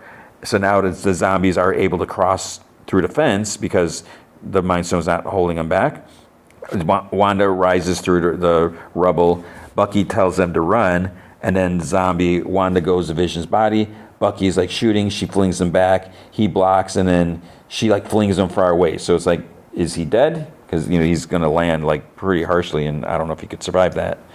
Then Wanda comes to attack Banner, but his arm hulks out, so he knocks her back. The others are in the quad jet. Banner says that he's going to hang back, and Peter's like, no. He's like, I can't lose another person. Not you too. But Banner hands him the Mind Stone. He's like, well then just avenge me. So he goes towards the zombies, asking Hulk to come out, and he gets overtaken. But then Hulk appears. So Hulk and Wanda fight. The quad jet, whatever, flies. And Kurt's like, we did it. And Peter's like, no, don't say that. It's like, you'll jinx it. He's like, doesn't anyone watch horror movies? Giant zombie Hope grabs the jet, but then they kick into afterburners. They fly, they get away, they go to Wakanda. But then we see outside the force field in Wakanda, zombie Thanos is there with the Infinity Gauntlet. And that was the end. That was the What If episode. So how long was that? Okay, so now with Marvel Zombies episode 1, there's no title. it's like a sunny day. You see like the sun shining through the trees or whatever. There's like some zombie stumbling about, and it gets shot in the head with an arrow. So this is where we see Kate Bishop with Riri Williams, and Kamala Khan. And then again, there's like a teddy bear in an Iron Man suit. It's like, what is that about? And it turns out the suit is Friday controlling the suit. I guess Riri just stuck like a stuffed bear in there or whatever. Then they're walking through the city. Riri asks if anyone else is concerned about the lack of zombies there. And Kate says that, predators tend to move on when the food does. But they hear something, so they go out in like an opening, like in the streets. Quinjet just flew by, and of course, Riri knows like the model and everything like that. Kamala says that there could be survivors, and Riri's like probably not, but the jet's going to be like full of gear, and so the quadjet like crashes through the streets. So they arrive, they open up, and Kate's like, we got to be quick because if we heard it, others did too. So they look in there, and it doesn't look like there's anything there. Riri looks with her goggles, and she gets a signature from the cockpit. So there's someone sitting there dead, and Riri's like, oh, there's something in his stomach. It could be important. Kamala's like, important enough to swallow? And Riri's like, well, maybe he was trying to hide it. Kate says that one of them has to get it, and it's not going to be her because she did the last gross thing. So Riri and Kamala, they do Rochambeau several times, and then eventually Kamala loses. So they have to rip open the stomach. She reaches in with like a crystallized hand. She thinks it's gross, and it is gross. She finds this little device, and then like the dead guy zombie like lurches forward, and Kamala puts up a shield just in time, and the seatbelt's like holding him back. The other two like laugh at her. It's like, it's nice that you find that funny. There's an explosion outside. Friday might have been taken out, looks like, for the suit was hit. So they try looking around the building to see if there's anyone there, and then an arrow comes at them, and Kate just like barely dodges it. So she shoots back, and they head out. Riri calls out to Friday, he's like, are you okay? And Friday's like, systems overloaded, powering down for repairs, but gives like a thumbs up. Riri's relieved, but then they almost get hit by an arrow. Kate is moving to get like a better shot, and she hits Zombie Clint a couple times. Kamala makes like some like crystals, whatever her powers are, under Friday to like carry her away. And Kate's like, we got to move, and she shoots another arrow. She knocks the one that Clint was about to shoot. So they make it around a corner, and then Zombie Clint shoots, and it like ricochets a couple times. Kate yells at Kamala to make a shield, and it bounces off, and Kate catches it. And then she's excited. She's like, I got a trick arrow. And Kamala's like, good time to use it, huh? And Kate's like, are you kidding? She's like, I'm going to save it for a special occasion. So now she's got a trick arrow. Later, I guess they're like at a Bishop estate house or something like that, because there's a bunch of stuff. They found like a can of tomato soup, and they comment something how Kate's mom was prepared, had a bunch of stuff or whatever. Because there's like I guess there's like a solar panel that like gives them electricity so they can cook or whatever. So then they're like looking at the device. Riri says it's like a transmitter. It's like very hardcore. Subspace amplifiers for cross-galactic broadcasts, oscillating at a frequency that she's never seen before.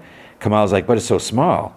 And then Riri's like, I don't think it is. I mean, it's small now, but it wasn't built at the site. It's radiating quantum isotopes. So most likely it's been, and then she points to Kamala, and she's like, shrunk. And Kate's like, why didn't you point at me? She's like, I knew that. And Kamala's like, so who shrunk a subspace transmitter to the size of a jawbreaker? And Friday's online and like projects. I don't know what she's not really projecting much, just some stuff. But Riri says the firmware is cobbled together shield code with location dependent quantum encryption. So she's like, I need one of their motherboards to fully crack it. But from the metadata, this was part of something called Project Life Shot. It's like a last-ditch effort to save the planet from the zombie plague. Kate's like, well, some people thought this thing would save the world. And Riri's like, some very smart people, yes. So Kate's like, well, we have to get to a shield base. And Kamal's like, I don't really think that they have those anymore. And Riri's like, I thought so too. The shield network is in tatters, but I'm getting a ping from Ohio. And Kamal's like, you're on a shield network? Wait, how? And Riri's like, because I'm me. Kate's like, okay, that settles it. We have to get this thing to people who can use it. And Riri's like, you mean leave? She's like, no. She's like, we have everything we need here. And Kate's like, except hope of any kind. And Riri's like, well, you can't eat hope. And Kate's like, well, you can't hide from it either. That's not what the Avengers would do. And Riri's like, well, your favorite Avenger tries to eat you every time we go into the city. And Kamala's like, yeah, he totally does. And it's funny because like Kamala, she keeps like agreeing with whatever Riri says and whatever Kate says, just like kind of going back and forth. And Kate's like, well, if there's even a tiny chance that that transmitter can, help people, we have to get it to where it's going. And Kamala's like, well, I mean, she kind of has a point. And Riri's like, I put the chance of making it to Ohio at 5%. And Kamala's like, 5? And Kate's like, well, if we're all together, us 3. And Riri's like, okay, 10. And then Kamala gasped. She's like, and if we take that sweet ride you've been, wrenching on every night? And then she's like, the Uhura? So she's like, okay, 20. And then Kate's like, and don't forget about my trick arrow. And Riri's like, yeah, I'm going to hold strong at 20. So they pack some supplies, they head out. And I guess Uhura is just like a big armor, like a Jeep. It's like, okay. The zombie in a Quinjet's growling. Zombie Okoye looks at him, and her eyes are glowing red. So you can probably figure out what that means. She's probably under the control of Scarlet Witch, if this is a continuation, right? There's a swarm of zombies like surrounding the Quinjet, and then zombie Clint walks up, and she can talk. She's like, Avenger, through me, a gift from your queen. Become her hand, become her scion. On the road, Kamala and Kate are playing like I Spy. Then Riri like slams on the brakes because there's a mountain with like this huge kind of carved section. It's almost like someone took like a giant ice cream scoop and just like scraped across. Kamala's like, well, what did that? And Riri's like, I have no idea. So it's like weird where Riri doesn't know something, and because Kamala's like, really nothing? And she's like, yeah. And don't get used to it. And Kate's like, well, we're gonna have to drive over that range. And Kamala's like, well, there should be some more mountain there. Riri's like, yeah, we're taking a shortcut. So they drive through, and then they're like going through empty fields. There's like busted like wind turbines or whatever. And Kate, wonders if like the zombies did all this. So then there's more driving, and there's like thunder rumbling, like throughout. Kate's like looking at her trick arrow, and she's like, what's a shield base doing in Ohio anyways? And Riri's like, hiding, that's what shield does. And she's like, yeah. And Kamala comments on the storm. She's like, it's kind of beautiful. She's like, I used to watch from my room, and she's reminiscing about, how comfortable, comfort of her room or something like that. And Kate's like, yeah, this is nice, not just because we're basically in a tank, but it's because we're not hiding anymore. And then Kamala's like, are those clouds getting closer? And Kate's like, yeah, they are. And Riri's like, this isn't normal. Clouds don't move that fast. And there's like lightning. And Kamala's like, Riri, drive faster. So she guns it. And Kate's like, what the hell? She's like, look out. So they're almost getting hit by like lightning blasts, explosions, whatever. They're swerving all over the road. And there's like all around them. So Riri's just swerving. And then they hit a blast, and it makes the Jeep like kind of get pushed up. And Kamala, you see like the inside of the Jeep kind of like crystallizes because the Jeep like goes up, lands, and like just like starts like rolling. So they bust out when it stops. Riri's like, where's Friday? And she like starts calling him. She's like, report, Friday, where are you? Then there's like this bright light in the distance, and it's getting brighter. And it's like, first, is that an explosion? And it's like it's heading towards them. So they run. There's more explosions from above. Then they jump in a ditch, and they're like, what's happening? And Kate's like, I guess our shortcut was too good to be true. Kamala's like, you think the storm is what tore a hole in that mountain range? And Riri's like, not a terrible hypothesis, Kamala. And they don't realize that, when there's flashes, there's zombies coming up behind them. But then they do see something moving in the clouds. Kamala's like, are those people? So that the zombies are about to grab them. Then an explosion like heads their way, and Kamala like makes a shield, but then they still get blasted back. Zombies start like busting out of the ground, and then they're surrounded. And Kate's like, stay tight, keep your position. So they're back to back. Riri starts like blasting with the gauntlets. Kate's like shooting arrows, and she's like, Delta formation, go. Kamala makes like this big V, and it's like kind of like just plowing through like the zombies as they move forward and like clearing a path. Friday finally appears, like, combat function restored. And Riri's like, yes, like, there's my girl. She's like, let's go. Zap, zap, zap. Camilla's like grunting, trying to keep the thing going, trying to keep the shield up. There's another blast from the sky that's like headed, and there's this dude. I don't know who this guy was. I should have like rewound it. Look, I was like, they gonna tell us who this is? And maybe it was super obvious, but at first I'm like, is that, what's his name, Jude Law? I couldn't tell who this other character was. So Kate like, yeah, she's like zombie, and she like raises an arrow, and then Friday's like negative. The being is inorganic and heavily damaged. So then someone else in some other superhero lands behind them, and it's like, and then you see, well, crap, it's zombie Captain Marvel. I'm pretty sure. And then Friday's like, that is a zombie. So they run and shoot. Kate like stops and looks up, and zombie Captain Marvel looks at her. She's like, let's see what this baby's got. So she aims and shoots the trick arrow. It impales zombie Carol, but then like party horns and streamers come out, and then Kate's like, spit, but she doesn't say spit. Then zombie Carol unleashes like a huge like blast. At first, I was like, did Carol get hit? I was like, is that a rainbow blast? Did she get hit by the Bifrost Bridge? But no. I guess Kate's gone. And Kamala like gasps and runs towards her. And then she's like, she's running towards zombie Captain Marvel. And Rira's like, no. But then she kind of gets attacked by a zombie behind her. Like chomps at her bicep, but maybe her arm's protected. I'm not really sure. Kamala like shoots a bunch of crystal daggers at zombie Captain Marvel. They don't seem to do anything. They're not doing anything. Riri sees that she has an open wound, and as she jams something in her arm, she's like, oh, this is not how I wanted to test this. Kamala's like screaming. A zombie Captain Marvel raises her arm, and then there's an explosion. So it's like, wait, did someone else intercept them? So Kamala like crashes down. Riri throws the device up to Friday and tells her to take it and get Kamala out of there. And she's like, now, Friday. And Kamala, she has like big crystal fists, and she's punching zombies that have like surrounded her. Friday zooms by and grabs her, and Riri's like blasting away at the ones, by her. And Kamala's like, Riri, please, no, please, Friday, take me back. And Friday's like, I can't do that, Miss Khan. And she lands, and she's like, run due west, get to Ohio. And Kamala's like, wait, what? And Friday hands her the device. She's like, it is up to you now. And she's like, where are you going? And she's like, I lost my first owner. I won't lose another. And Kamala's like, take me with you, please. They need my help. Friday, come back. And there's more blasts. She turns and runs, and they're getting closer. And then she's getting like knocked down. She uses her power. Zombie Carol lands by her, and then she gets taken out by the other person. Then Kamala gets like knocked down again. She sees something like coming at her. A hand grabs her, but she blacks out. So Kamala wakes up standing in the middle of a street. It's like, what? And she has the device, and then there's someone glowing like behind her, red and growling. So it's obviously Scarlet Witch, right?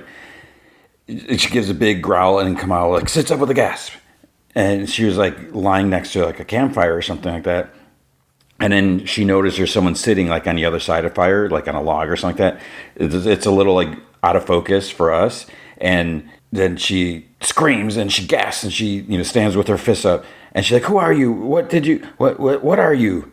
Because there's someone sitting there, their eyes are glowing. And because of the animation, the character designs, there's a lot of times like in the beginning, I didn't know who they were. So there's this guy sitting here. I mean, who's this guy with the white eyes and everything like that? I'm like, what? So she's like, what do you want from me? And then he's like, they call me Blade. And I'm like, what? This is Blade? It's like, why is his eyes glowing? He's like, I want to go to Mexico and drink a margarita. But Khonshu, it's like, what does Blade have to do with Khonshu? Khonshu wanted me to race across the country and help the fools that went into that valley. So, okay. Blade somehow is a fist of Khonshu now. Okay. Interesting. I'll definitely say that. So she's like, Kate, Riri, please take me back. They need my help. And he's like, your friends are gone. You should be too. And she's like, shut up. She's like, don't say that. Take me back. And he's like, no, that's the Valley of the Broken Gods. And she's like, what are you talking about? He's like, two beings of immense power, each able to beat the other, pausing only to destroy those dumb enough to get their attention. So again, without going back, I feel like I should now. It's like, I don't know who this other one. I think it was Captain Marvel and what was Jude Law? Was he Marvel, or wasn't he someone else? I don't even remember. It's been so long. So I'm not sure who it was, and he never even said it was a zombie. I guess I don't think he ever said anything. So she's like, how do you know all this? He's like, I don't, but Khonshu does, just as he knows the value of the device you carry. She's like, my friends died for this. If you think you're going to be able to take it from me, and he's like, Khonshu is a friend of the night traveler. We'll take you to Ohio. And she's like, just like that. And he stands, and then we get a glimpse. He's wearing the Moon Knight costume, armor, whatever. He's like, just like that. So they ride on a motorcycle, and she asks if Khonshu's his imaginary friend, and so we kind of get like background, whatever. He's like, friend of a friend. His avatar was lost in the plague, so now the deity acts through me. And she's like, so you're like half god? And he doesn't respond to that. It's like, is he? I don't think he is. What? She's like, my Bengals magic. And he's like, cool. Does he really mean that, or is he being sarcastic? I think maybe he means it. They reach Ohio. There's a sign, like all busted, whatever. It's nighttime, and he's like, we are here. We'll be found soon. And she's like, found by S.H.I.E.L.D.? He's like, no. And then there's like a line of zombies in the road in front of him. And in a female voice over a megaphone, state your business. And she's like, who said that? State your business. And so Kamala's like, we're looking for the North Institute. Okay, follow the path. So then the zombies start to spread out for them to enter. And she's like, And the voice is like, don't worry, they will not bite. So they ride through. Kamala like lights up her fists. She's like, I don't trust him. But Blade tells her, to lower her fists. He's like, there is no need. So they reach a building, and there's a few folks standing in the doorway. So one is clearly Red Guardian, and then one lady has a tablet. So I'm like, who are these other people? I was like, I don't think we have Captain Carter here. There's like these women there. So she taps, and the zombies close up behind them. Kamala's like, how are you doing that? And she's like, a neurological agent developed to control humans works even better on zombies. They provide camouflage for our home. And Red Guardian's like, he's like, she used to have pigs. Zombies ate them. So she's Melina Vostokov, whatever, Rachel Weisz's character from Black Widow. So I was like, okay. And Yelena's there. So she asks Blade, she's like, why the cape and glowing eyes? And he's like, I am the avatar of Khonshu, the Egyptian god of the moon. And Melina says, like, she's like, oh, we don't get many warm-blooded guests. So what brings you here? So Kamala mentions a crashed Quinjet in New York. They know it's part of like some S.H.I.E.L.D. plan to stop the plague, but they can't really see. And I don't know who was piloting this Quinjet that swallowed this device. Are we supposed to know? I mean, because the device was obviously shrunk with PIM particles. I don't know. So she's like, it's part of some S.H.I.E.L.D. plan to stop the plague. They can't really see what it does without a S.H.I.E.L.D. motherboard. And Red Guardian, he kind of cackles. He's like, we have a S.H.I.E.L.D. motherboard. And Kamala's like, yeah, that's why we're here. So will you please help us? Inside, Melina says that the device emits an encrypted subspace frequency specifically designed to contact an intergalactic authority called a Nova Corps. And so Kamala's like, so Riri was right. And Red Guardian's like, why call space people? And Melina's like, she says that S.H.I.E.L.D. believe that they have the technology to heal their world. Then he's like, great, turn it on. Let's save the world. And Kamala's like, yes, good ideas. And then Melina's like, we can't fall out from the Wakanda events, scattered signals in our atmosphere. No radio waves get out or make it in. The broadcast would have to be from outside our atmosphere. And Kamala's like space? And she's like, exactly. That was the plan. But before deployment could happen, their base was overrun by a zombie horde. They must have miniaturized it with PIM particles to smuggle it out. Yelena's like, they must have been desperate. And Kamala's like, yep, desperate enough to swallow it afterwards. And Red Guardian, he's like, ugh, how do you know that? And she's like, just trust me. And she's like, look, what's important is Kate and Riri were right, and this device could change everything.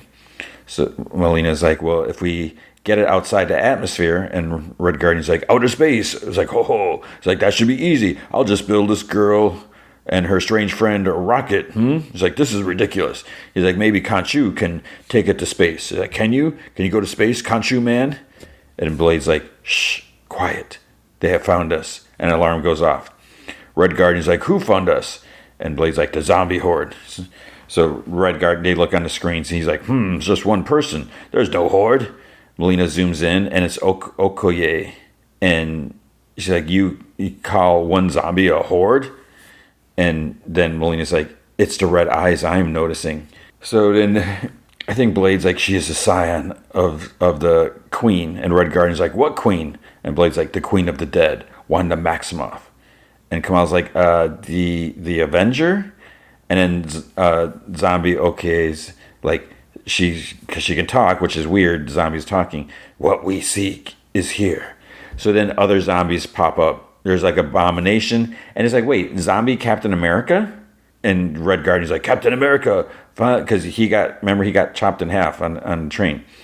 So Red Guardian's like, finally the battle they will sing about for ages. Yelena's like, hey daddy, look, it's like, there's the Horde. And Kamal's like, I think this is what they want. So Melina's like, battle stations. So Melina works her zombies to pick up spears. She tapping on her thing.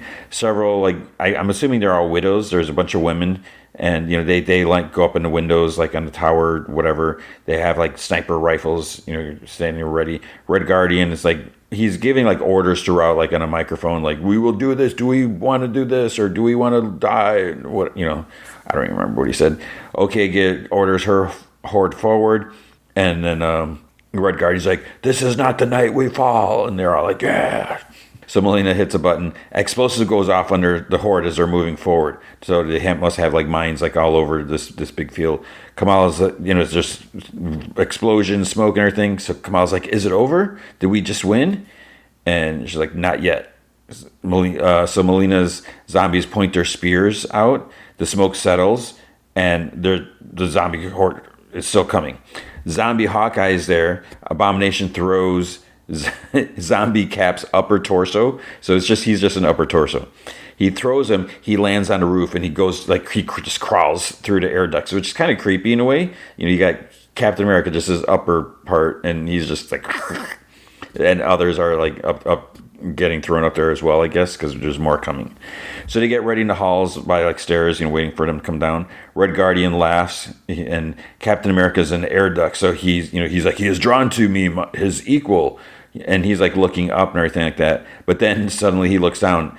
Zombie Cap's down below him. He busts through like the grate underneath him, punches Red Guardian. He kind of goes flying back, and Red Guardian's like, "Where's the other half of you?" And he's like shooting, but Zombie Cap is able to raise his shield. And I'm not sure if it was a different shield or not, because I thought Bucky took it. Did he lose it? I don't remember. Zombies are coming down the stairs. Kamala makes like a big hand. It like pushes them back. Blade swinging his sword. Red Guardian just sees like Captain's shield like spinning, and so it's like, where is he? So he walked up on some pipes, and he dives down and he attacks. OKA, I can never say her name. She sends a zombie Abomination. Red Guardians continue fighting. Captain, he like bites his ankle, but I think he's just biting his boot, so maybe it's like not going to infect him. Melina says that she's holding back a Horde, with the control thing, and she's like, "Do you need a hand?" To Red Guardian, because he's there, like he's kind of like running around scrambling, and like Zombie Cap is just trying to bite him. And then Zombie Cap ends up like on his back and everything, like trying to put him in a chokehold or something like that. And he kind of like smashes against the wall, whatever like that. He finally, boom, like throws himself on his back. It just like splatters like Captain America's like body parts just obliterated, like arms like on the side, and just all his guts, whatever. He's like, oh, finally, whatever. Up top, they're still shooting. Bullets aren't affecting Zombie Abomination, obviously. And then someone like zoom comes in. I think it's Ghost from Ant-Man and Thunderbolts, but she's a zombie. So she's like disappearing, attack. And so they can't hit her, they can't shoot her because she keeps disappearing. Melina notices that the daughters are down because they have like trackers or whatever, something. So they have to do like plan something whatever. So it's like fight and retreat. Zombie Abomination makes it inside. Other zombies are following. As they run, then Melina pauses and kind of looks back, and she tells Red Guardian, she's like, protect the girl. And she holds the future in her hands, and then she hits a button on her tablet. The big steel door starts to close. He's like, no, what do you call her? My little something some animal or owl or not penguin. I don't know what he called it. I don't remember. So it's starting to close. The swarm of zombies are coming around. There's actually like I think two swarms from both because there's like a T hallway, whatever, T second, whatever. So they're getting closer and closer. She's tapping on her tablet. Then one reaches out, is about to grab her, and then just stops, like inches from her face. And they all stop. So then she turns around and Okoye approaches. The dead, they follow you? And Melina's like, no, they follow science. And then Okoye's like, meet those who follow the queen. So then she throws, which is kind of, this part I thought was kind of silly. So Okoye throws her spear. It hits the tablet, but goes through the tablet, goes through Melina, and because, we see a shocked face, and then it cuts to the other side of the door. It goes through the steel door, and there's like blood. Like, how is that even possible?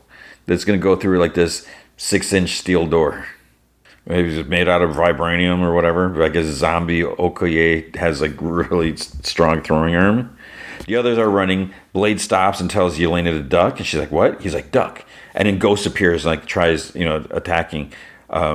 Blade kicks her. Then he ends up like sword fighting her. So it's like he's like swing a sword. Ghost is like, she has a sword. She's like swing, disappear, other side, swing, disappear, other side. It's almost like she's like teleporting, but I guess she's just running. Well, I guess no, she is kind of right. She does teleport, sort of, whatever. So there's like this big fight between her. Then he stabs her, and she like kind of stops, and then slices her into pieces, and she's done. They finally reach a garage. They take off like on motorcycles. Abomination's still following. He's like real close. They set off some explosions. They get away. Yelena calls out. It's like, "Mama!" And Lexi, he's like, "She's gone." And he hugs her and she like cries. He's like, "We honor her with every breath we take."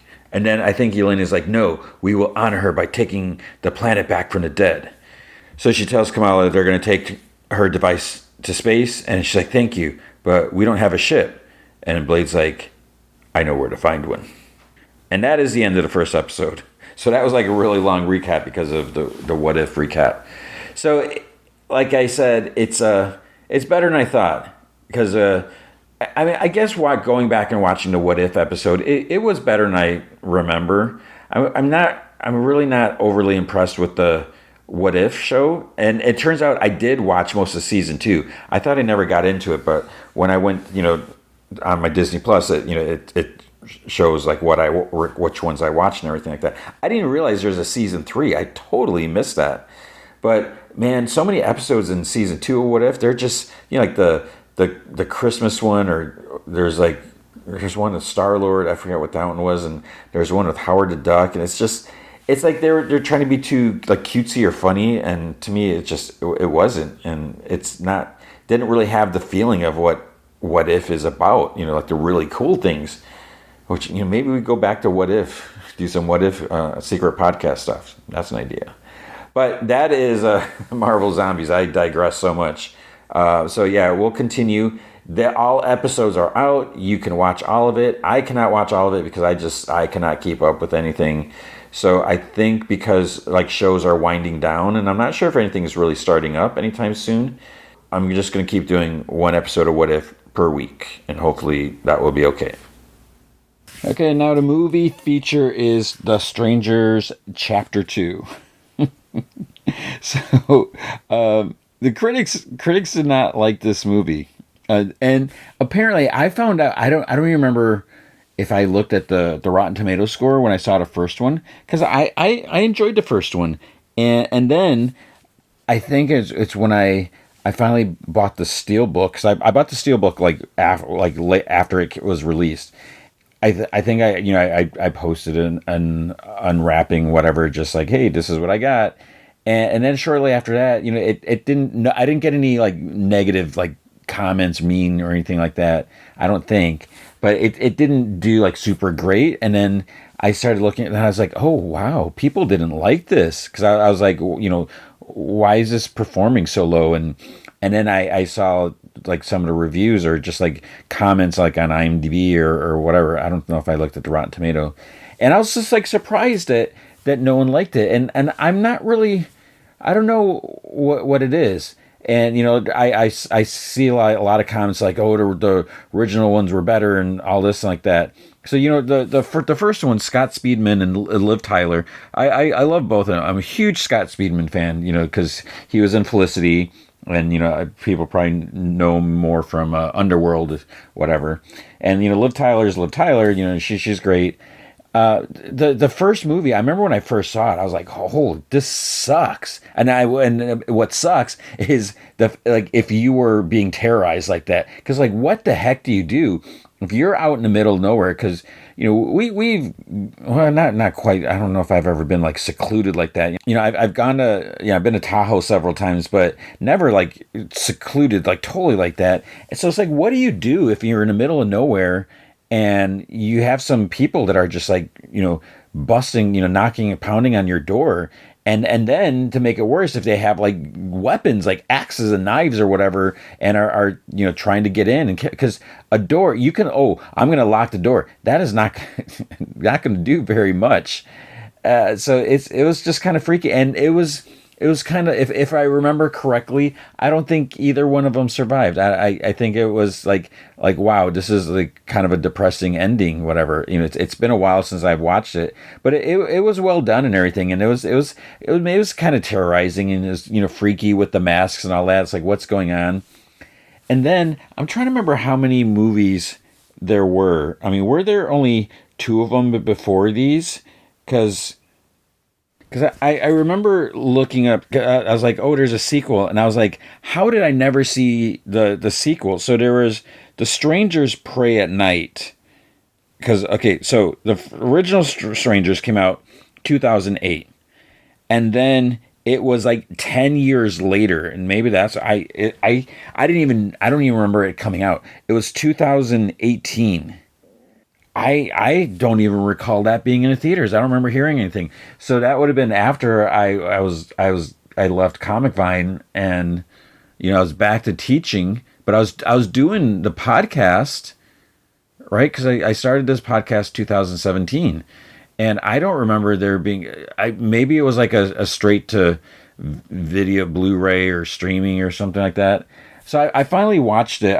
I think I might have watched it before Chapter 1 or something, and I was like, I don't really care for this. It's this movie where this family was going to go, they were going to go on a vacation somewhere or something like that, but I think they had to stop by a relative's trailer, not like mobile home, not necessarily like a trailer park, but like a mobile home place.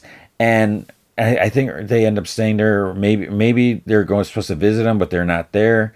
And then is Tamara home? People knock on a door, and then it all starts. And I was like, what is going on here? It's like, who the heck is Tamara? Who is Tamara? And I was like, they're in a totally different place. I don't know. Is it like the next neighborhood over? Because I don't know if they ever mentioned the town where Scott Speedman and Liv Tyler went. But it's like, it's the same killers but somewhere else. And what I just looked, it's like I think it was just like Google or whatever says 2018 standalone sequel. So it's not connected. There's no connection aside from possibly the same killers. And I was just like, man, I don't like it. So it's basically the same thing. It's just there's no substance to that. And what baffles me is that with Chapter 1. And watching Chapter 1, oh, this is going to be a trilogy. We're going to get more information or whatever. And with Chapter 1 and Chapter 2, we start getting some backstory. We get some major thing, because with the first one, you never really know. It's like, who are these killers? Who are under those masks? What is going on? What's their motive? Why are they doing this? And what I like about the first one and this one is, a lot seems to be going down at that diner in town. And there's like so many people. It's like, maybe it's like the only diner in town. And like everyone is there, and everyone is listening to what everyone is saying. So like, in this one, when like the sheriff and a deputy are talking, everyone is like listening. Or in this one, when like the waitress talks to them or says something about that that couple, like, are you gonna find those killers or something like that? And then I think the deputy or whatever, he's like, oh, they're not both dead. The woman survived, and then the waitress is like, no, I heard that they both died or whatever, and everyone's like listening. So then everyone in town, they're like, oh, she survived. So now the idea is, well, what if one of these people in a diner, what if they're one of the killers? And now they know that Maya, Madeline Petch, she's alive in the hospital. And so let's go after her. And what I like about this is that you don't know, like, who is, everyone is kind of suspicious. It's a small town, and of course people aren't, they may not like outsiders and all that, but I just found that really intriguing, with the mystery of like what is going on. And something that like they touched on in the first one, or the original ones, like, what were these kids with the pamphlet, with the church pamphlets, what's the deal with them? Is there any connection there? And I'm trying to remember if they had those kids in chapter 1. I don't remember about that. Maybe. Oh yeah, no, I think they were. I think they're outside the diner, and they're trying to give the pamphlet. So I like that. So with the second one, it's still more of the same, and I think that's what I can see what some people don't like, and I think it's kind of silly. I think maybe well, maybe I can't speak for other people, but I think a lot of people don't like the fact that the first one just kind of, there was a conclusion, there was an ending, but obviously it was to be continued. And then the same thing with this one, stuff goes on, this happened, you have like, I saw someone said, oh, it's just more, cat and mouse, chasing. But yeah, of course, because this is a trilogy. I think it's kind of a given that Madeline Petch is going to be in all 3 movies. So, oh, is she going to survive all 3? Because then what are you going to do? Just have her in flashbacks or something? So I don't, of course, this movie is going to end and kind of leave you hanging because it's setting up the next one. But movies do that all the time. I mean, look at like Back to the Future, Back to the Future 1, 2, and 3, 1 and 2. Not really 3, but they leave you with a cliffhanger. Empire Strikes Back, a total cliffhanger. So I don't think people should be upset that's like, oh wait, this movie, it just left me hanging. I don't know what's going on, because that would just be silly, because movies do that all the time, especially if there is a sequel. I don't understand. There's suspense, there's killing, there's attacks, and the other thing that was different about chapter 1 and kind of chapter 2 is it takes them out of the cabin, because with the original one, I felt like, from what I recall, Scott Speedman and Liv Tyler, they basically stay inside the whole time, like trying to figure out what to do. The second one, they're like in this little community, so they're going like different houses or whatever like that, and getting chased by these people. But here, we see leaving the cabin and going over and going into back to town and this and that.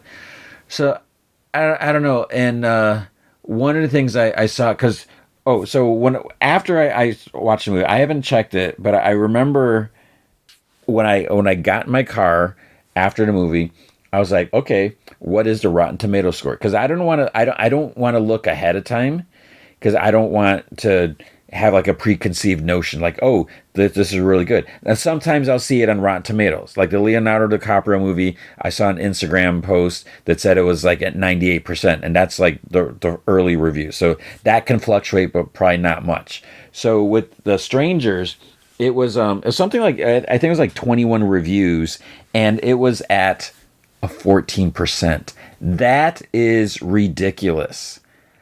I honestly, I'm feeling, and this is happening a lot, where I'm feeling that critics are just being overly harsh, like just ridiculous with their reviews.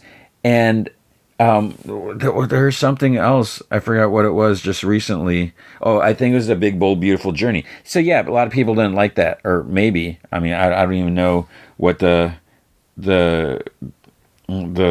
audience score. Let's see.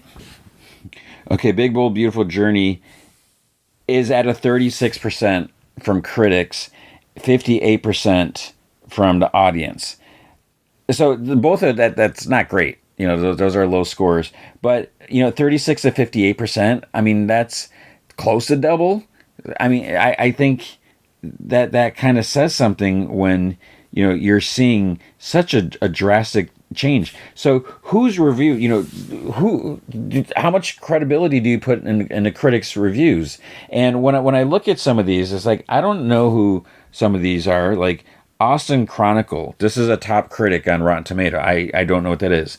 Another one, Little White Lies. I don't know what it is, and I'm not cruising. It's maybe it's just me. I mean, I don't cruise around the internet. I don't have time to do that because I'm doing everything else. Empire Magazine, obviously I know them. Rue Morgue Magazine, I don't know what that is. Blu-ray.com, okay, I'm familiar with that. Screen Anarchy. I mean, there's some of these I don't know, and I would imagine to be a critic, you just have to submit your credentials somehow, and then they just have to look at what you have. I don't know if they look at numbers like impressions, like, oh, I have, like with me, I have my website, I hardly post on it. Would that count? Or I have my podcast, how do they justify that I'm actually a quote unquote critic and not just some, cuckoo sitting in the basement, typing away or whatever. So that's the thing. I mean, I don't even want to. Wouldn't really consider myself a critic because I don't even know if I would qualify for that. Because yeah, I talk about movies every week, but I've gone on about this before. The whole over analyzing every little particular thing. I think that's ridiculous. And when I go into a movie, I get excited sometimes, or I look forward to it. There's sometimes I'm like, oh boy, I don't know about this, but I want to go in to enjoy it, and I'm not looking like, is this movie going to change the face of cinema or the genre or do anything like that? So I'm looking at this. This is a horror movie, and I think you need to look at that right there. So these people reviewing this, I would hope that they're horror movie fans, because there's some people that just hate horror movies, and they will not give them any credibility or whatever. And it's just cheap slasher stuff. So if that's the case, they should not be reviewing this movie. And it's the same thing. Oh, that's what I was going to say with Big Bold Beautiful Journey. I think it was a Hollywood Reporter. They made some comments just about it, and there's like whatever soundbite from the review. And all the people in the comments were wowed because they actually read the review. They're like, this person should not have reviewed this. This person doesn't like love. They don't like romance movies or whatever. So I think that's the other big thing. So that's what I liked about the Whiskey Media days. When we're reviewing stuff at Comic Vine, or look at the Giant Bomb guys, or Will and Norm at Tested. Or maybe even like Rory at Screen, when you look at the personality-driven sites, and I don't even know if you still have those these days, because again, I'm just not there, not checking places out. I really think it's important that you know who is reviewing this. If you're just looking at like Rotten Tomatoes scores, you don't really know whose scores are contributing. It should be like everyone. If it's like aggregated, it's not just, it's like, again, what people sometimes they don't understand, Rotten Tomato is not giving these scores. They are taking all these reviews and looking. So this 14% means 14% of the critics found it favorable or something like that. What exactly does that mean? How's that? I don't know. Yeah, I'm not even worried about that. So I think that if you do read reviews, it's important to know who wrote that review. Even if you read reviews at Variety, do they do reviews? I think maybe, or Hollywood Reporter or IGN or whoever. Even when you're looking at a big site, there could be several reviewers on there. So even though that is the Hollywood Reporter's review, official review, you don't know who's writing it. And I think that could make a huge difference if people have different preferences. You could, again, if someone hates horror movies and they happen to be the one that has been tasked to review it, it's going to be different if someone like was a huge fan of it. So I don't know. I'm really questioning. Is my taste getting all wonky? Because Big Bold Beautiful Journey, I didn't hate the movie. It had its problems, and I said a big thing was the pacing. It was kind of sporadic. It just, you're going and all of a sudden it's like, wait, whoa, what is going on here? But overall, I enjoyed the movie. I enjoyed seeing Colin Farrell and Margot Robbie up on the screen, and this story, I thought the idea, the concept was brilliant. So that was a plus for me. And with this, I'm just really intrigued with this backstory. We've now, I guess, had 4. I thought there was a third one with the original ones, but I guess not. So far, I guess we've had 4 of these movies. I am intrigued with, the mystery of these mass killers. What is going on? What is their motivation? Why are they doing it? Are they just sick and twisted? Are they part of a cult? What is happening? What's the reason for this? And again, who is Tamara? Why do they keep using that name? And it's kind of addressed here, because the fact that Maya in Strangers Chapter 2, she survives. Like, she's talking to a nurse. She tries asking the sheriff, and he doesn't put up, because then the nurse comes in. She's like, "Oh, doctor says she should rest," and he's like, "Oh, doctor knows best." So the sheriff, he's really not wanting to answer anything. So it's like, what was that about? And then later, Maya asks the nurse. She's like, "Who's Tamara?" And she's like, kind of pauses, and she says something about it, and I won't mention that.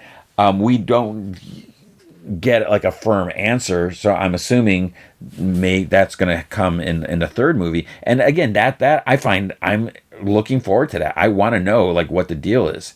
And we see some things in this movie which could kind of add a different layer as to like who is behind these masks. And it's something that I kind of wondered with like the first one, and then the 2018 one, and now we're seeing something here maybe. So it's like this. These movies are making it that there's something more to it, and that's what baffles me. That it's not just 3 crazy people going around killing and getting their jollies off of it. So I feel like that there's something more going on. It is kind of weird. I think I did. A critic said something. What was it? Something like that. These movies, something like they give out more information. Suddenly they give more information too quickly, which is kind of weird, because we get some flashbacks, and I saw there was a comment about a critic saying that the flashbacks kind of slowed things down, or it interrupted the pacing of the movies, or the story, because you got the movie and all of a sudden there's a flashback, and I'll say right now the flashback is one of the killers.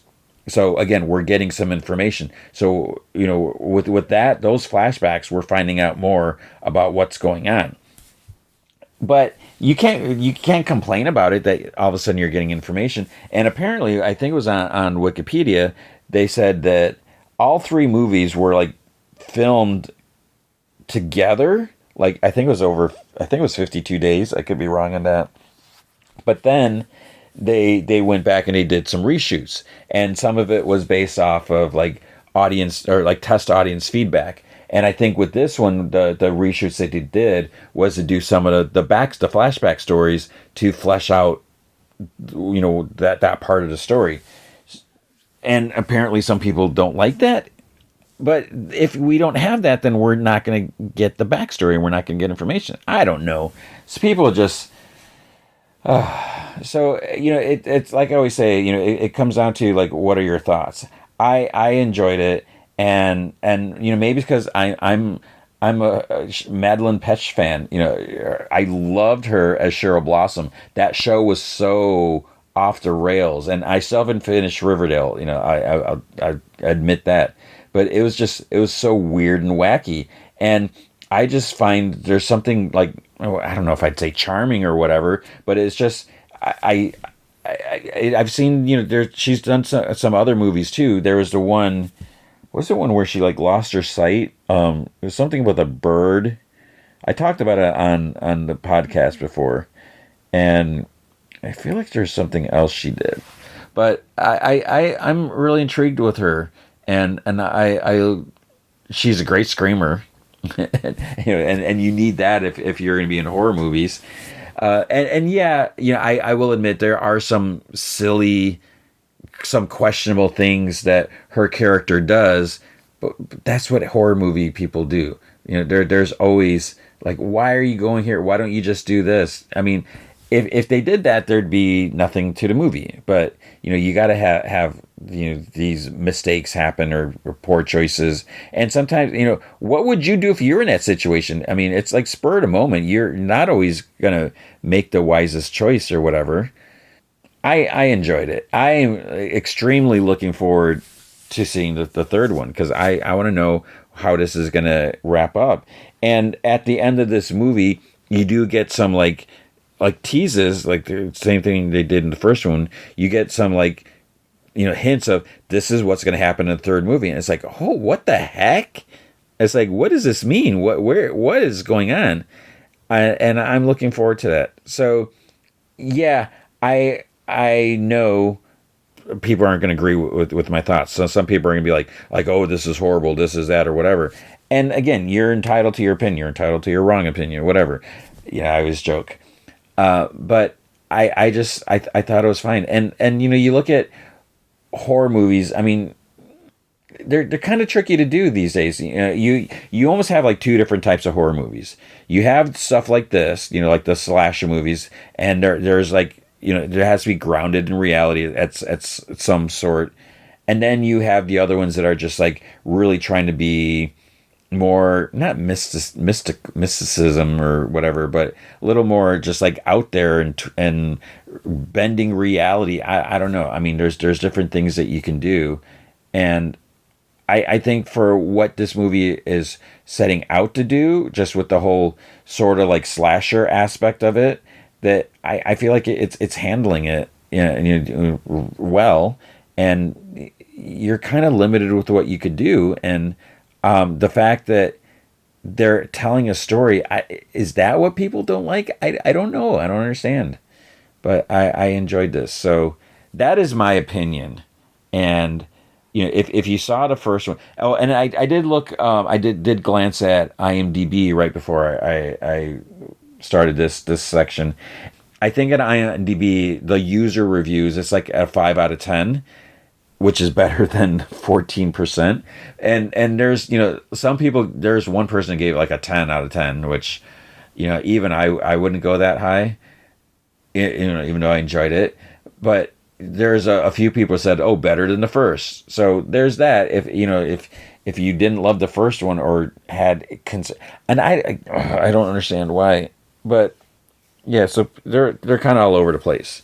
So it seems like, at least on IMDb, more people looked at it, and it's up. Obviously, it's up to you. I think it's worth watching. Is it worth watching in a theater? I would say yeah, because it's a horror movie, and you want to see it on the big screen. And I enjoyed this, but it's if you didn't love the first one, maybe you're not gonna like this one, even though maybe this one is better. Is it better? I just think that they're doing something different. And it's not just remaking the first one, because that would be silly. They're definitely fleshing out this world, building, world building, whatever you want to call it. And I'm looking forward to the next one. Quick edit. I am actually currently editing. I'm almost done editing the podcast. I'm about to post it. Shortly after I got to do the podcast image. But I decided to, because I recorded this earlier in the weekend. I wanted to check the update on the Rotten Tomato score. I think I said it was at a 14% before. I just literally edited it like a few minutes ago. But now it is at a 16%. So that's a little better from the critics. We finally have the popcorn meter, and it's at a 59%. So this is what I keep saying, and I don't mean to be beating a dead horse or anything like that, but 16% to 59%, that is a huge difference. I really think that says something, and I'm not just, well, I kind of am saying that because I like the movie, but I'm not just saying it because I like the movie, if that makes sense. This says something here. Why is it that critics are so harsh, but the audience is more forgiving? And I think one of the difference, maybe one of the key, and this goes with a lot of things. This goes whenever you're looking at data when it's like this. Critics don't necessarily have a choice. If you are working for an outlet, a newspaper, or whatever, someone, the movies come out, someone has to review it. They don't really have a choice. Like for me now, I have a choice. I made a choice of Strangers or the Leonardo DiCaprio movie, which I still might see it if I can squeeze it in. I went with The Strangers Chapter 2 because that's what I wanted to see. It may not be the wisest choice because I know for a fact that other movie, which I keep forgetting the name of it, One Battle After Another, it's at a 98% on Rotten Tomatoes. And I knew that. I knew that going before that they revealed that it looks like the score hasn't changed. That was the score before I went to the movie, but I already bought my ticket, and I was planning on doing that. So I really feel what I'm trying to say, and I know I'm extending this podcast is already long. I hope you don't mind that. But I feel like with the main outlets and everything like that, people have to review it. It might not always be someone's choice. And maybe someone's like, I really don't like these movies. I'm okay with horror movies. I don't like the Strangers movies. Or I don't like horror movies. Or I'd wish I was able to do that instead of this. So I think you have to be aware of that, is who's doing the review. And this is what I was saying before. It's key. I'm not saying dismiss all reviews or all critics. They have their values, and some people just like really, really depend on them, whatever. I don't. But I really feel if you are going to look at reviews, Rotten Tomatoes can be a good thing because it's an aggregated score. But I also feel it's important to know who's writing the review, because again, with Rotten Tomatoes, we could start getting some kind of crackpots or lunatics that hate everything, but they meet the guidelines somehow, or whatever. They were able to get the credentials to be included in Rotten Tomatoes. Because I'm sure if you just show that you have a legitimate website, maybe you have to should prove you have a certain number of traffic or impressions or whatever. So you could have someone that maybe they have like this hidden agenda, or maybe they just hate everything. So I really feel you need to look at that. Now, when it comes to the audience scores, you tend to get the extreme reviews. And I'm not gonna read all these reviews, but just like the scores, you tend to get a lot of people. It's going to be either people that love it are going to want to write a review, or it's going to be people that hated it and are going to want to post a review because they feel, both of them want their opinions to be heard. They want to share their love or their hate for something. So just looking at the quick audience reviews, like the first one's a 3.5 out of 5. They said pretty good continuation first one. Great, good to see backstory.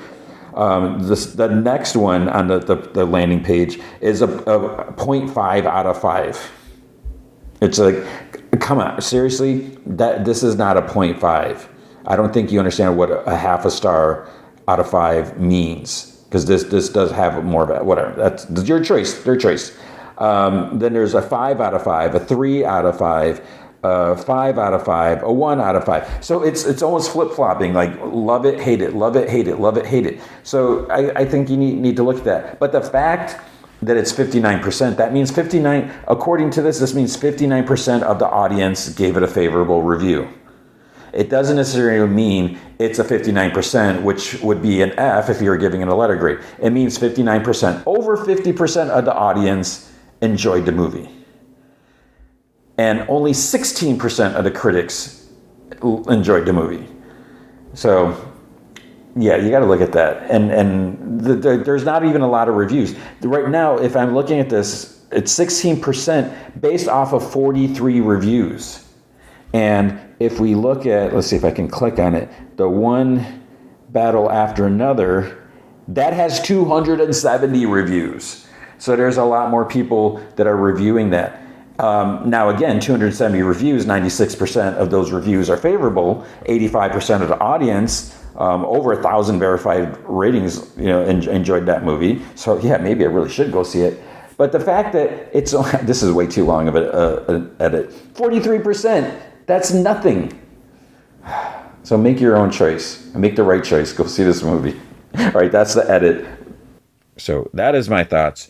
You let me know if you think I'm wrong or if you just thought it was okay. And I hope people can be open-minded and enjoy it for what it is. Again, it's not going to be it's not artsy fartsy. It's just entertainment, and it's a horror movie. So I hope you enjoy it if you dig these types of movies. And I hope you enjoyed this episode. But that is going to be the podcast for this week. Big thanks to Andrew Loken. He is a big supporter of the show. You can be a supporter by going to patreon.com/gmanfromheck. Any amount you can commit to will be awesome. If you commit at the Rick Jones tier or higher, you get access to the secret podcast from Heck, which is an additional 30 minutes of podcast entertainment every single week. We've been talking about the Hobgoblin, and like last week's episode was like an hour long. It was a double size, just to wrap things up to like the big reveal is there finally, sort of.